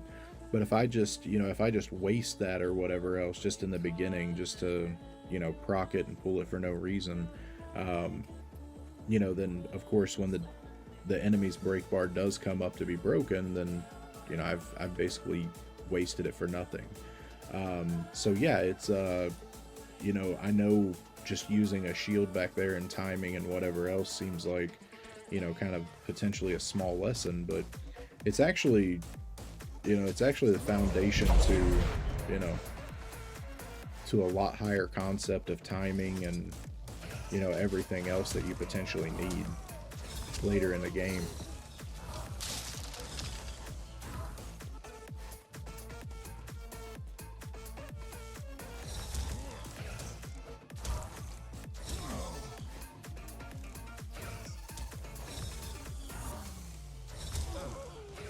better than movement. And admittedly, map completion isn't 100% the most exciting thing to do in game. You know, but it is something that, you know, that'll help you kind of, you know, it's just kind of a catch-up, you know, sort of activity, and it's kind of good for just, you know, getting you kind of reacclimated to things if you've been away for a bit. You know, it just... And it's good for kind of slowing down because, you know, some things in Guild Wars 2 can be, you know, can be sort of fast-paced. You know, if it's an event week, like, you know, some of the events, you know, there's a lot to do with those, you know, as far as hitting achievements and things like that. So, you know, it's nice to have, you know, it's nice to have something to help you slow down every now and then as well.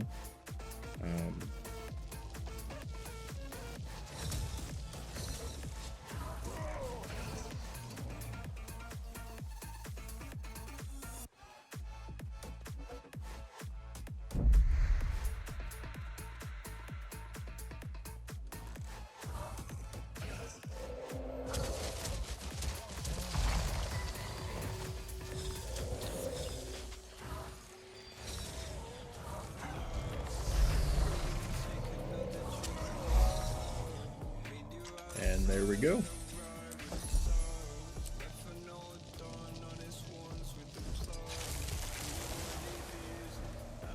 And one thing as you go along, this is again one of those things that, you know, even if you're not actually map completing at the time, you know, definitely make sure to get these waypoints so that you can actively travel, you know, on the map itself, because travel, especially fast travel, is huge to get to, you know, different, you know, what they call meta events on the map, or world boss events or anything like that. And this is actually a super important waypoint for that purpose.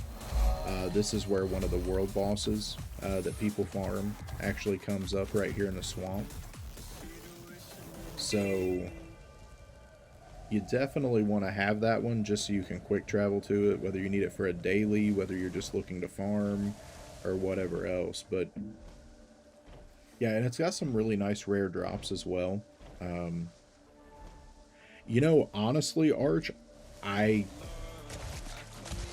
don't know if it's the #1 played, but I will say that if it is, it would not surprise me at all. You know, they really, it really is just a great all-around class, no matter what you're looking to sort of do with it. And as you buy the expansions, you gain new professions that you have access to. So like with the first Guild Wars 2 expansion that came out, Heart of Thorns, you gained access to turn your Guardian into a Dragon Hunter. It's a specialization profession. And so when you do that, so like here you can see I'm a Dragon Hunter, and that gives you access to use a longbow and things like that, which there's another way to achieve that now in one of the other expansions as well. But yeah, it's you know, depending on what you want to go with or anything like that, you know, it's such a utility player, putting it in that terms, because there's just so much that, you know, that it can do and that it does really, really well. Now, as far as a class that I don't really enjoy playing, but you know, there are some people who just absolutely love it. Elementalist is a really popular class because if you're a rotation person and you can really get down complicated rotations, well, I'll just be honest, Ellie is so overpowered and always has been. It's not even funny.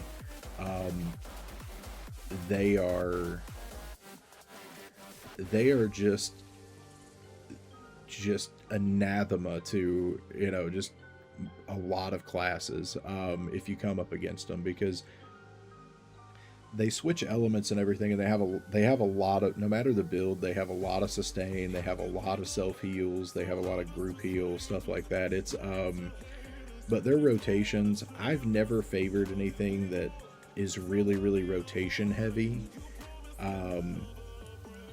You know, I mean, granted, I mean, you know, there are some Guardian, you know, builds that rely on, you know, I mean, a decent amount of, you know, of rotations and stuff like that, but nothing like Elementalist. Elementalist is just wild. So yeah, I really enjoy Guardian. I think if I would have probably started out Guardian, it would have probably remained my main for most content.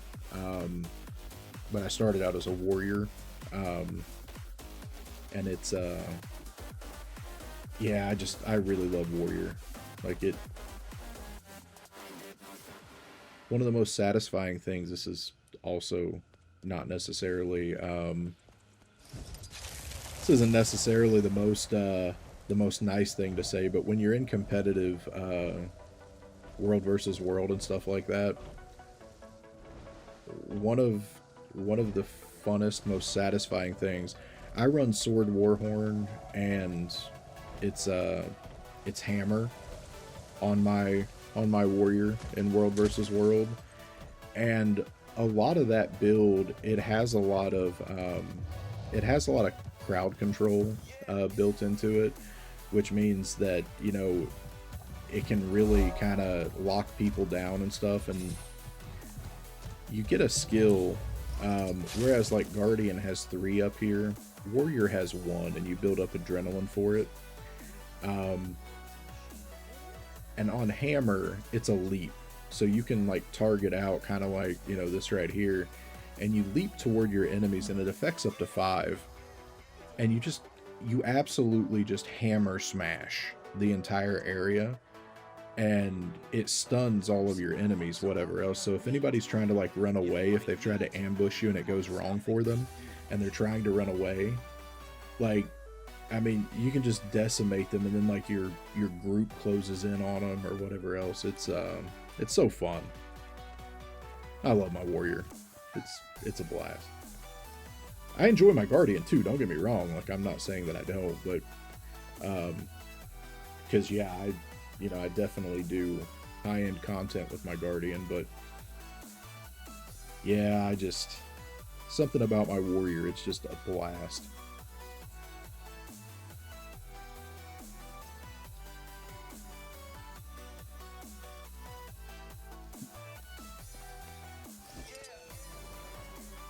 Alright, so we're gonna head back north. I think I missed a point of interest up here. And I know I missed the heart, but...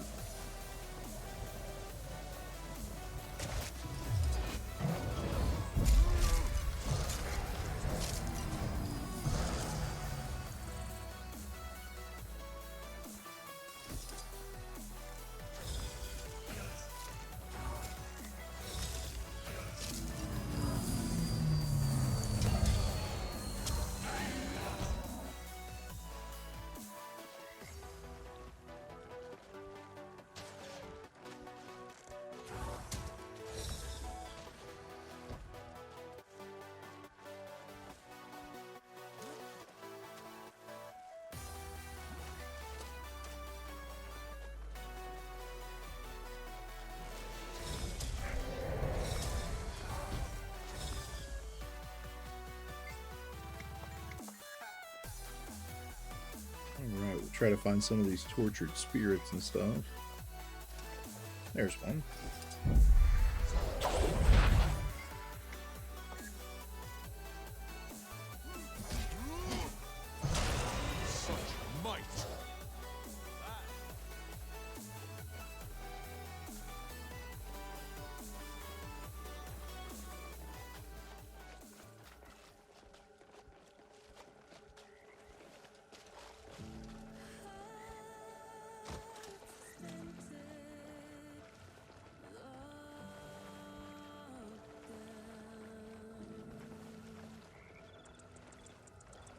Seems like there's a lot of people in the swamp today, though.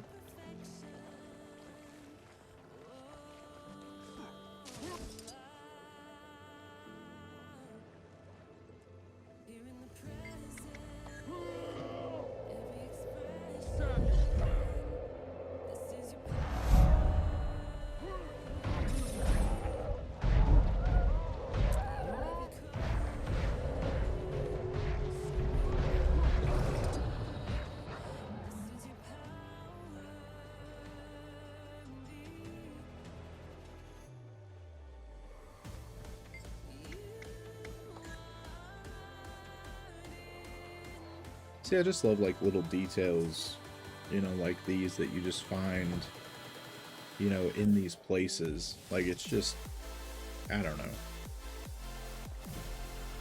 To me, it's just really nice touches.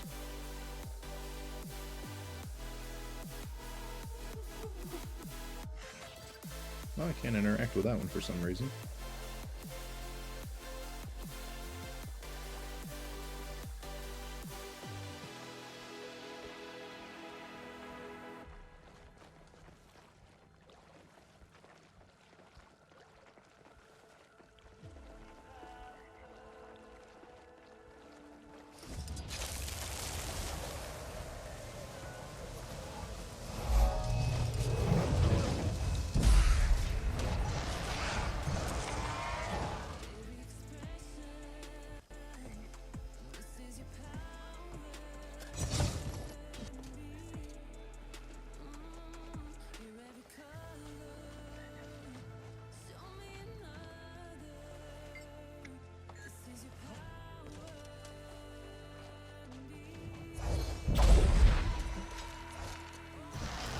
This heart's definitely not my favorite, I have to say.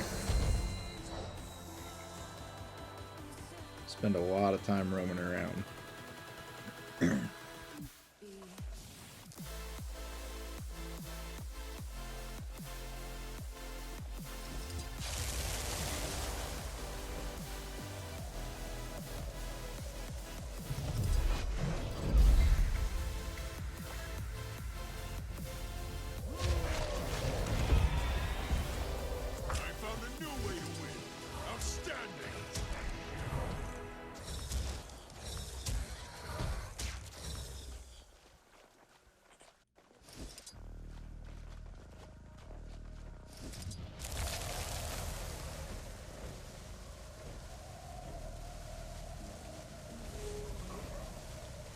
There we go.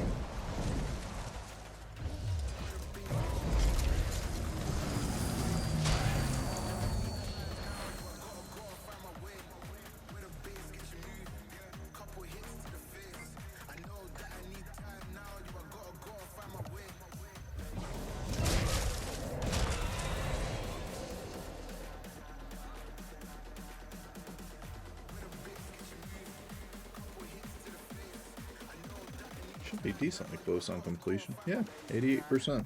Nice.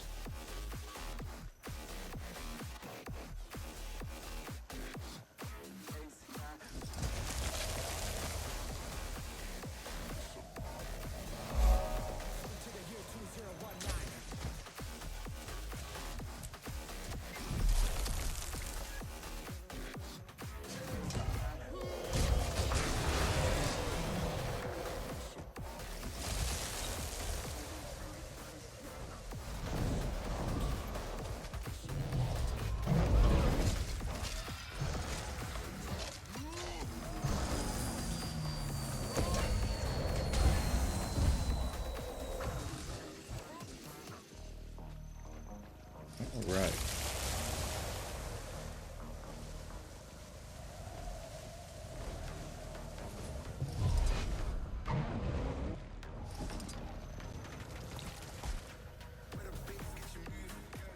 It's good to see a lot of people in the lower level zones, though. I know with the announcement of Guild Wars 3, a lot of people, you know, a lot of people, well, I mean, we're introduced to the game, but, you know, a lot of people, you know, had decided to come back as well. So I'm really glad to see it.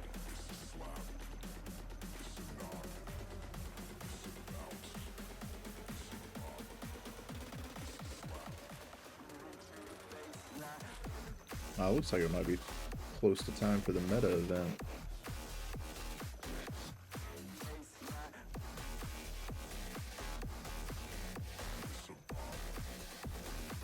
To the year 2019.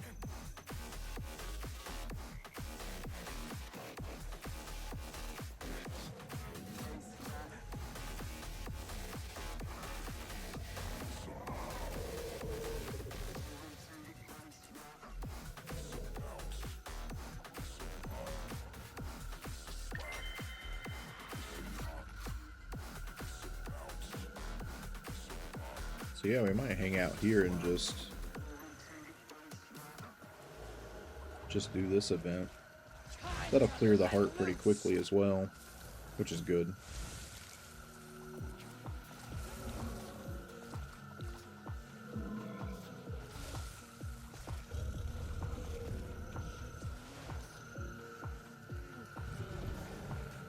Which I don't think the pre's are up yet, so we'll actually go ahead and just grab a couple of other places here.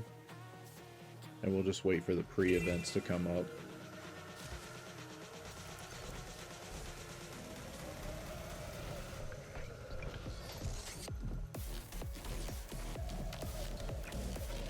Because, yeah, I like to be on the map to make sure that I get in a decently populated map for, like, a World Boss meta event. But I don't really, you know, I don't really like standing around waiting on one for like 15 minutes. Now, there is a really good website as well. You know, the one I use is Guild Wars 2 Timers. And it's really good for, you know, letting you know like exactly what's happening with what event.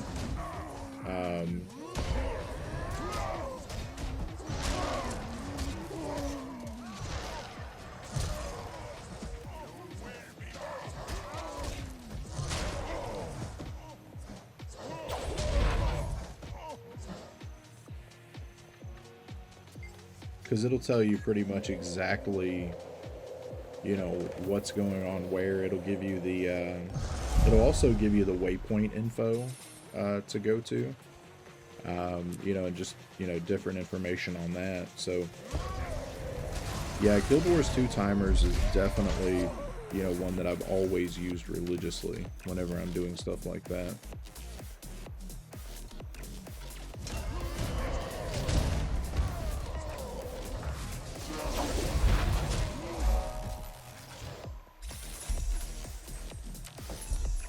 Yeah, so you can knock out a heart pretty quickly. So here's one of the pre-events that I was talking about, for the event that we're going to go back to.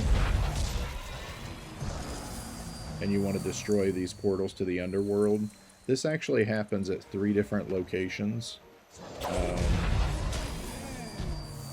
on the map itself. And all 3 have to be done within that 14-15 minute time frame before the actual meta event can start.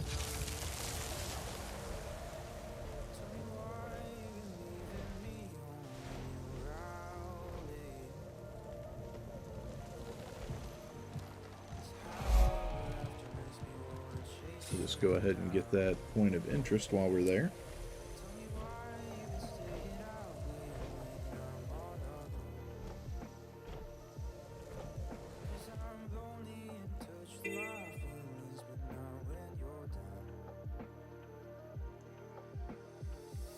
Yeah, and you can see on the map here that that's the other place. So as soon as they get that one, then the portal should pop up.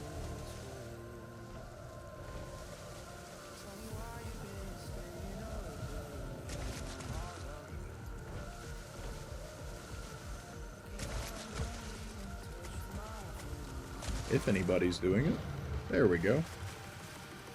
Awesome. Alright, so with this event actually has stages of doing these portals for anyone who's never done it before.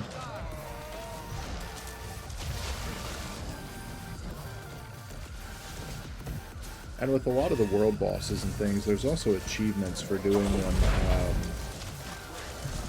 you know, for just doing them in different ways, you know, how quickly, you know, some of the portals can come down and things like that. So that's why sometimes it's important to get there early to do a coordinated, you know, map event for these world bosses. I mean, don't get me wrong, I mean, if you're just showing up just for the world boss itself and just to get, you know, potential loot and stuff, I mean, you know, they can be pretty paint by the numbers as far as it goes, but if you're trying to do it for an achievement, you know, you definitely want an organized map with a commander who, you know, is calling out things and, you know, stuff like that.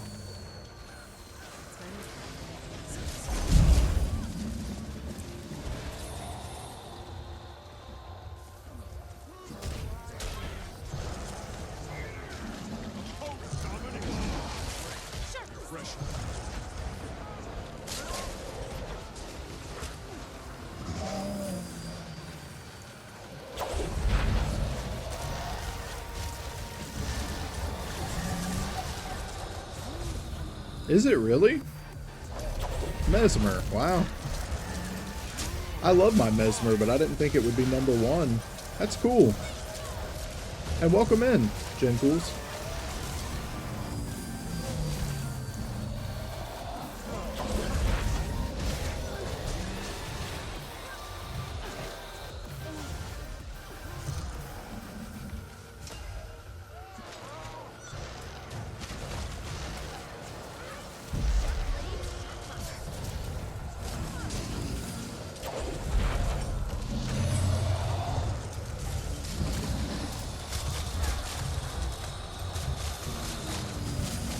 Yeah, I've always loved my Mesmer. That's actually the class that my wife started out on.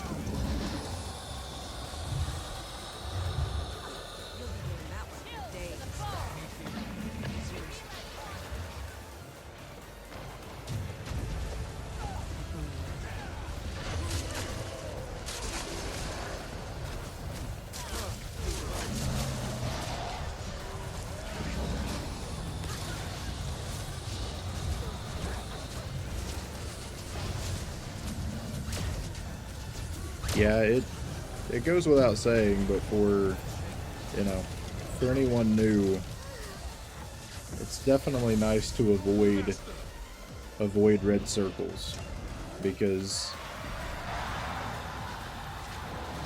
yeah, sometimes people just can't get to you to actually get you out because of the AoE. And it's not them wanting to be, you know, rude or not res you or anything like that. It's just, you know.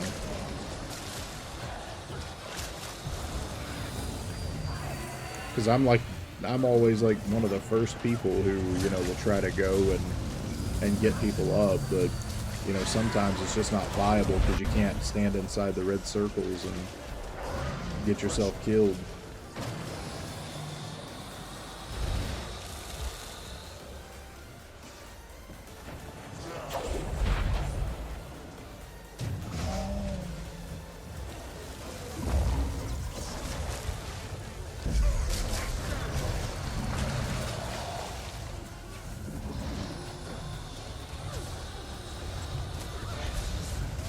So, Jen, I've been playing the game since right at about 6 months after launch. I took a pretty lengthy break though during COVID, so I was out there for a few years,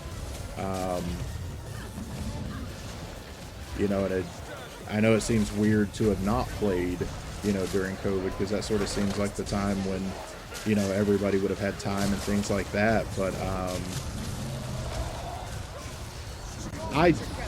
I do, but this is, I'm actually just doing world completion on this tune.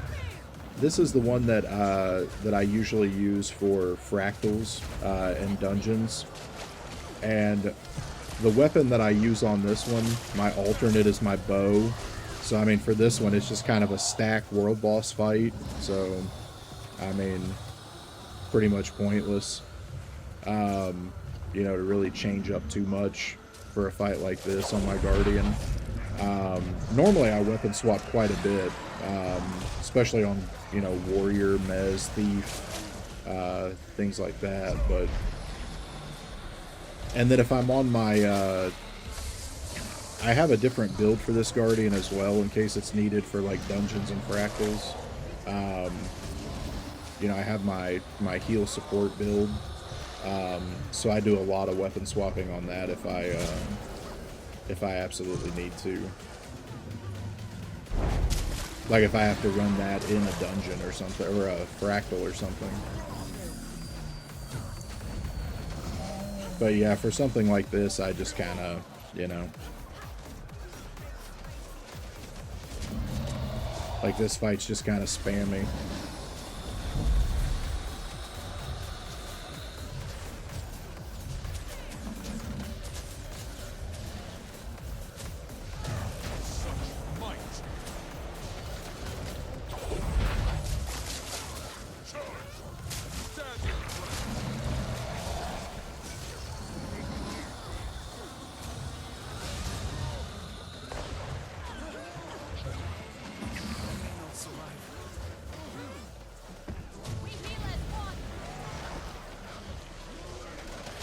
Oh yeah, welcome back.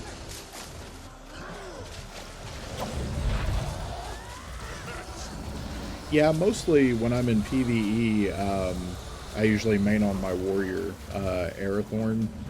But yeah, I just kind of caught this world boss event while doing the map completion for Queensdale. Yeah, I'm looking at finishing, finally finishing Twilight, so I can complete Eternity.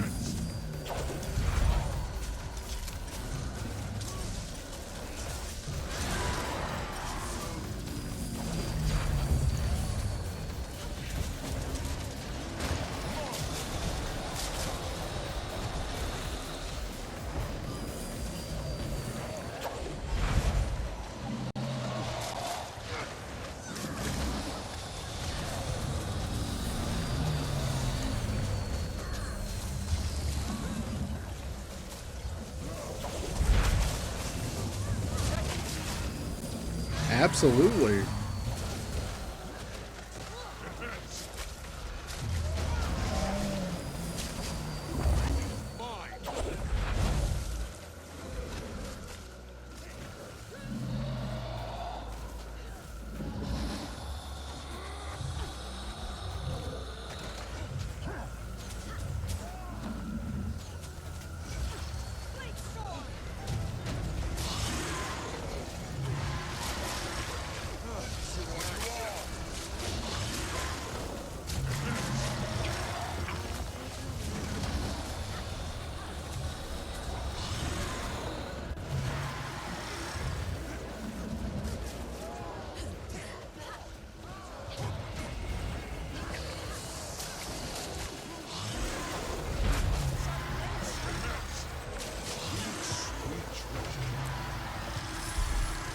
Alright. So that heart's done.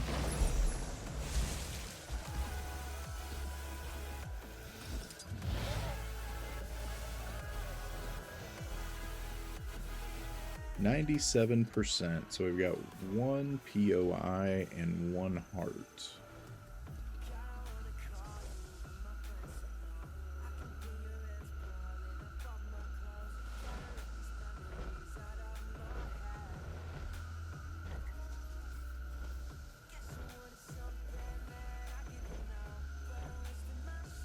Oh, for my Guardian, it's Brayman Cerdon.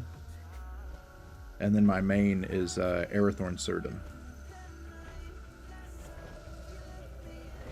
and that's the one that my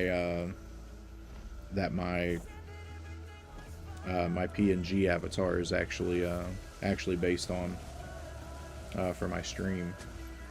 Is my warrior main.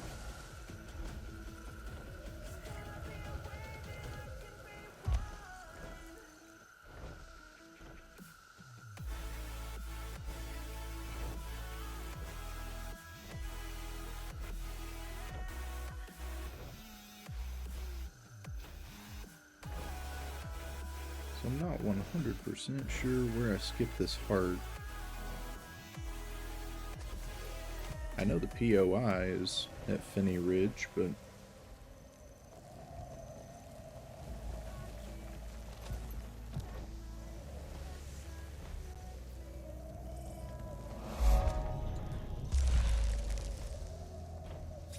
yeah, I'm in North America, Eastern Standard Time Zone.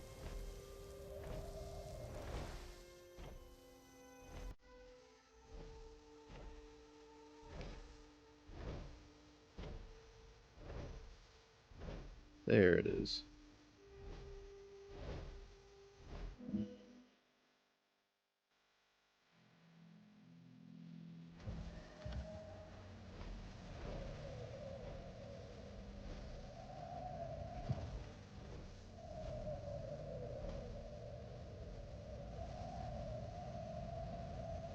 Yeah, it's good to be back playing again. It you know, I had come back to the game for a little bit there, and you know, done my initial kind of my inaugural stream and stuff. But then you know, I paused there for a bit to help my wife with her business and stuff, getting it going. So yeah, it's good to be back. Have you enjoyed yourself being back after 3 years?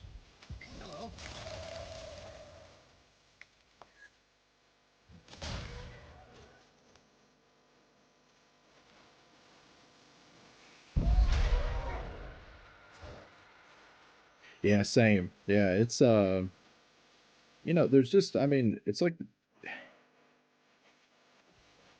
I never run out of stuff to do. Um, you know, and there's just like, you know, like I was talking to some folks earlier, you know, I mean, I don't even think I've, you know, I don't think I've decorated one thing in my homestead even. Um, you know, I've got it maxed out as far as, you know, as far as my crafting level, and I've got, you know, the majority of recipes unlocked and things like that. But yeah, like, you know, there's just like some downtime stuff that, you know, somehow in the midst of doing other things, you just never really, you know, you never seem to kind of quite get around to. Um, and my homestead seems like one of those things. Like, you know, I've got stuff growing in it, I've got stuff, you know, whatever else, but as far as decorating it, I just really haven't so far.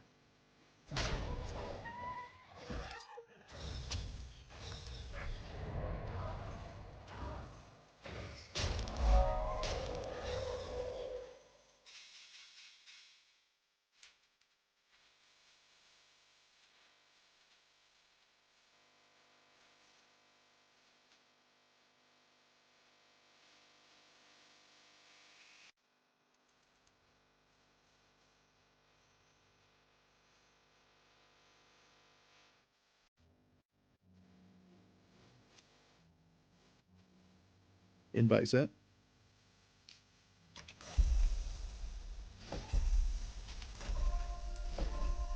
All right, and there is Queensdale complete.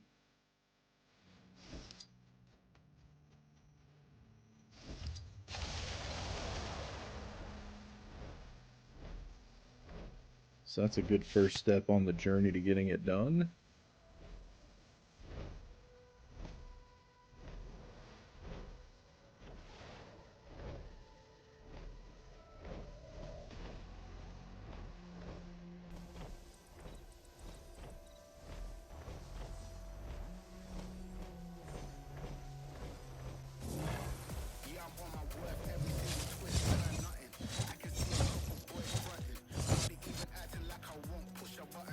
Love the look, by the way. That is awesome.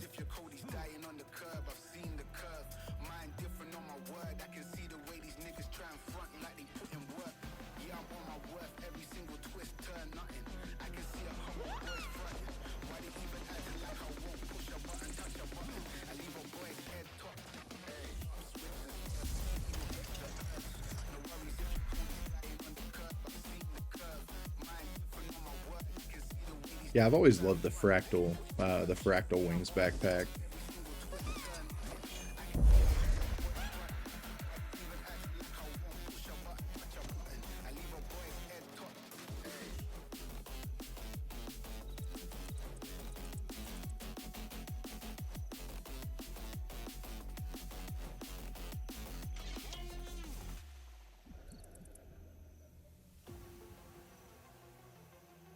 What do you find yourself doing the most these days? Still fractals, or?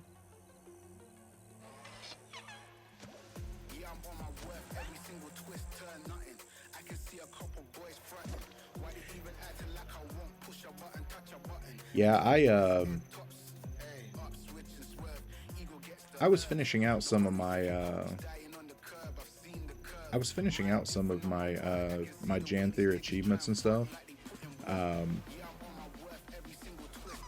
I guess last week it was, just to get, I finished grinding out, what was it, Grandmaster, my Grandmaster homestead on that, and then yeah, a few of the other masteries and stuff. I need to go back and finish my Secrets of the Obscure as well. I've still got some of the masteries that I've not finished there either.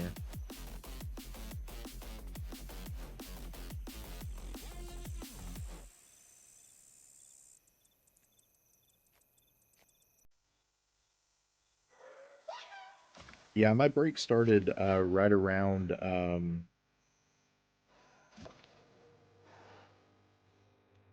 I guess it was after Path of Fire. Uh, was when kind of my lengthy, break sort of started, somewhere around that time. So yeah, it's like so much still to do, so much, all of that stuff. So yeah, it's good to be back in it. Good to be, back in a spot to be able to kind of get going again.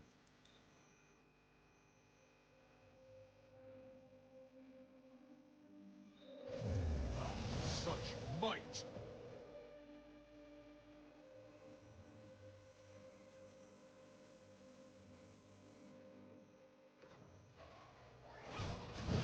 All right, well, folks, with that, real life duty now calls.